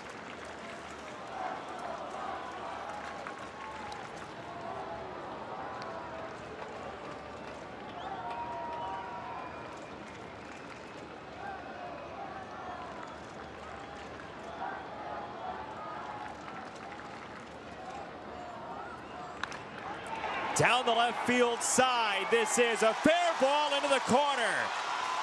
Saladino to third. He stops right there. Eaton to second. 2 in scoring position. In the ninth, still nobody out. Wise choice by Joe McEwing. There's no reason to send Tyler Saladino. There's a tying run out at second base as Adam Eaton, with 3 hits tonight, takes that fastball down, slices it just inside the line.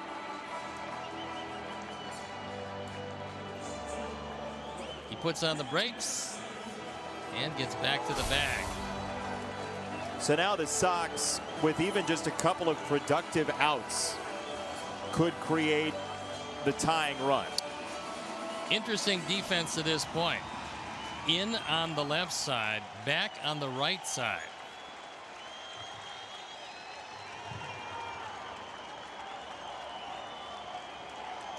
That's pretty strange. I'm wondering, and I think Salvador Perez is wondering the same thing. Why are they both in on the left side and both back on the right side? Well, it's answered. Now they're moving back on the left side.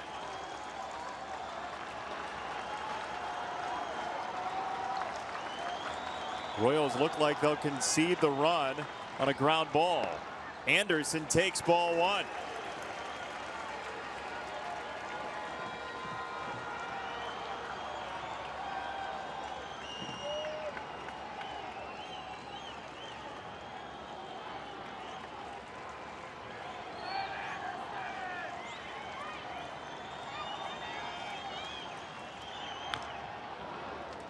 Breaking ball, grounded foul, 1-1. Wade Davis, 2 appearances ago, blew a save against the Tigers. He gave up a couple of runs in 1 inning.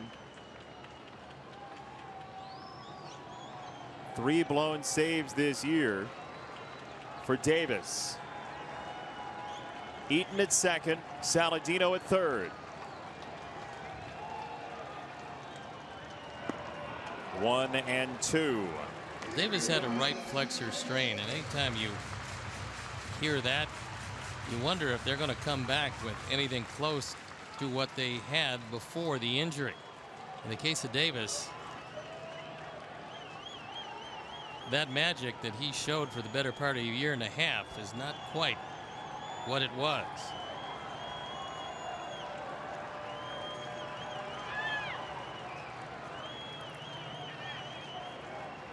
One and two.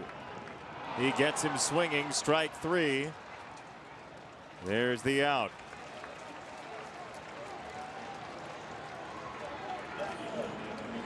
It's a good hard slider. He got ahead. The slider is a wipeout pitch, and a great job by Perez, knowing that the slider was spin, taking it to his right hand, is only going to bounce back toward his left hand. He's able to smother it.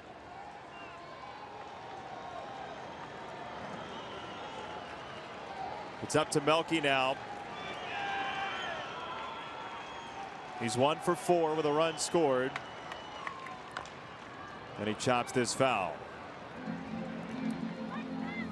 Now the Royals certainly would trade a run for an out. Be more than happy to. You look at the career numbers of Melky against Wade Davis.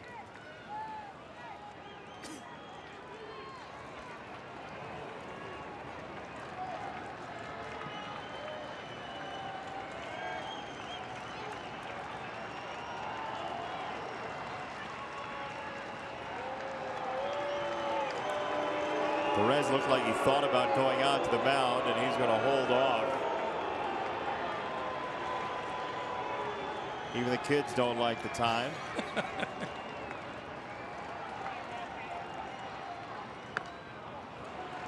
Tipped foul, 0-2 on Melky, with Abreu coming next.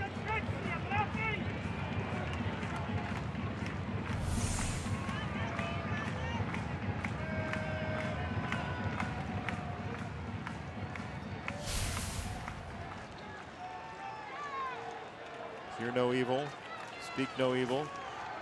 2 other no evils. Let's go White Sox. Kicking up. 0-2. Slap foul. Melky in protection mode. You have to think that Davis is going to go back to that slider.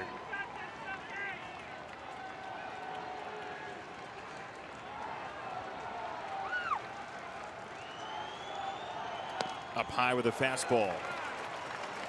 That one is show me pitch.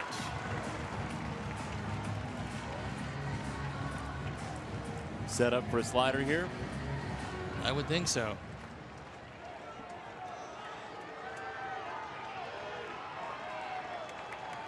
Sox need 2 to tie, 3 to win. 1-2 from Davis. Melky stays alive. He got the slider, probably wanted a little lower than that, and Melky was able to foul it off. You see Perez, he called a slider, so he's making sure that he's got very good mobility, doesn't lock himself in, and he can go to either side if that ball is in the dirt. 1-2. Melky chops it, and Escobar to third, safe. 6-5, runners at the corners, 1 out. A terrific play by Escobar, because you got no chance at first base. The only chance you do have is to catch Adam Eaton rounding the bag, and Joe McEwing is doing everything that he could to tell him right there, stay right there. Joe went down to the ground. Adam Eaton gets back. He picked up Joe McEwing and realized the ball was in the infield. Wade Davis missed the ball coming back to him. Looked like he was going to be able to make that catch. He didn't. And J.B. Shuck representing the winning run at first base. Abreu, the batter, looking for his first career hit against Wade Davis. Even a fly ball would do the trick to tie the game if deep enough. There's ball one to Abreu. Morneau on deck.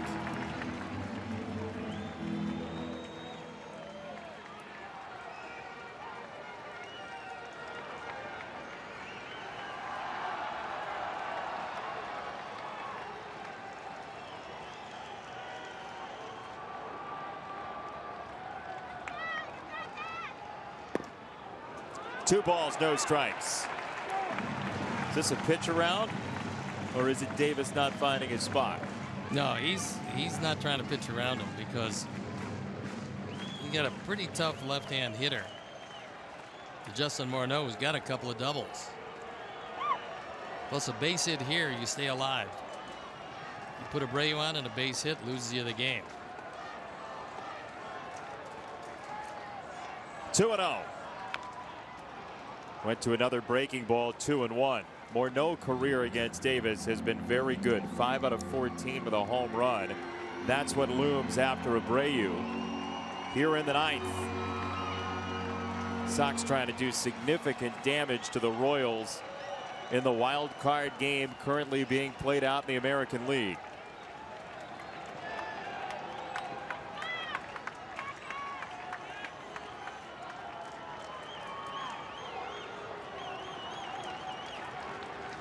Two-one. Brushed foul.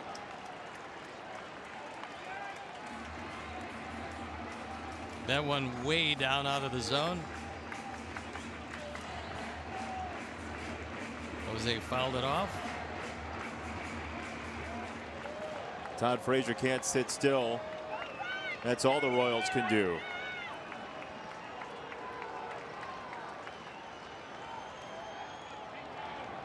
Two and two. He got him with a fastball. After a steady diet of slow breaking balls, he just reared back and threw a 97-mile-an-hour fastball right down the middle and threw it right by him.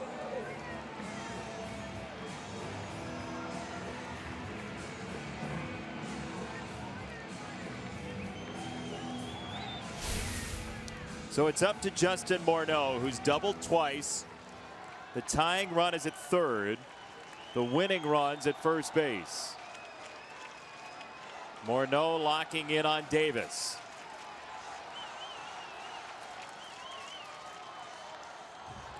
Fouled back. That time he got his pitch. That ball was up on the inner portion, normally where Justin really likes it. This one's a cutter that doesn't do anything, and unfortunately fouled it straight back.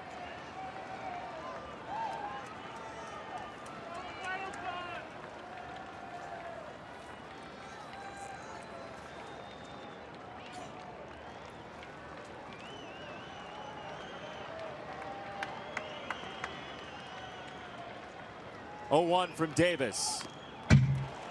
Fouled away again, same spot. Same spot, but 5 miles an hour difference. This was a fastball that he threw in a good spot.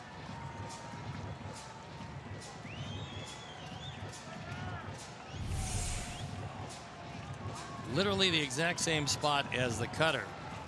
Only this a fastball he fouled back, and Justin knows once again he got a hittable pitch. Only that ball was inside with a whole lot on it.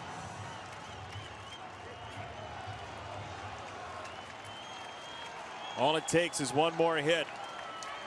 Sox have 13 of them tonight. First and third, 2 out, 2 strikes. Morneau against Davis. Outside. Tried a backdoor breaking ball that just missed the outside corner. He was trying to wipe him out with this one, but it swept wide, despite the best efforts of Salvador Perez. Ball and 2 strikes. In the dirt. There goes Shuck to second base. Now a single, and the Royals may have seen the Sox take the win. There's a lot of catchers that this is a tie game. The slider way in front of the plate.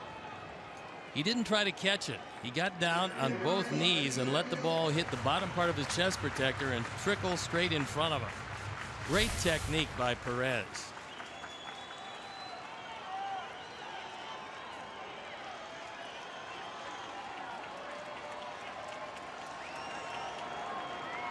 Two and 2.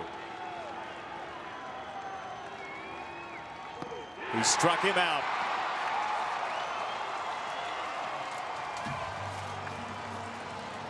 Sox were a swing away, and it'll take tomorrow's Game 3 to win the series.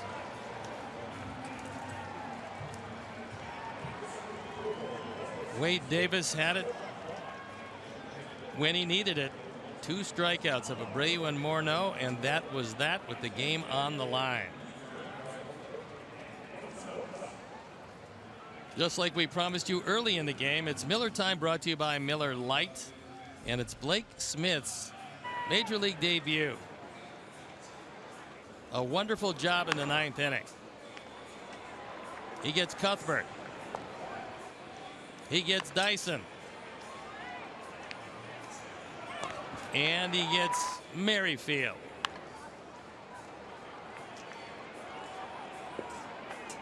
So a good job by Smith, and unfortunately the Sox come a run short. Cal's finest, his Major League debut. Sure, he would have liked to have seen a win on the board. Wade Davis had just enough tonight. See you tomorrow, all right? Yep. All right, for our director, Jim Angio, producer Todd Benjaminson, associate producer Dave Ross, tech manager Mark Harper, and the executive producer Jim Corno Jr. He's Steve Stone. I'm Jason Benetti. So long from U.S. Cellular Field. Next, Subaru Postgame Live with Chuck and Bill. You've been watching Chicago White Sox baseball on Comcast Sportsnet.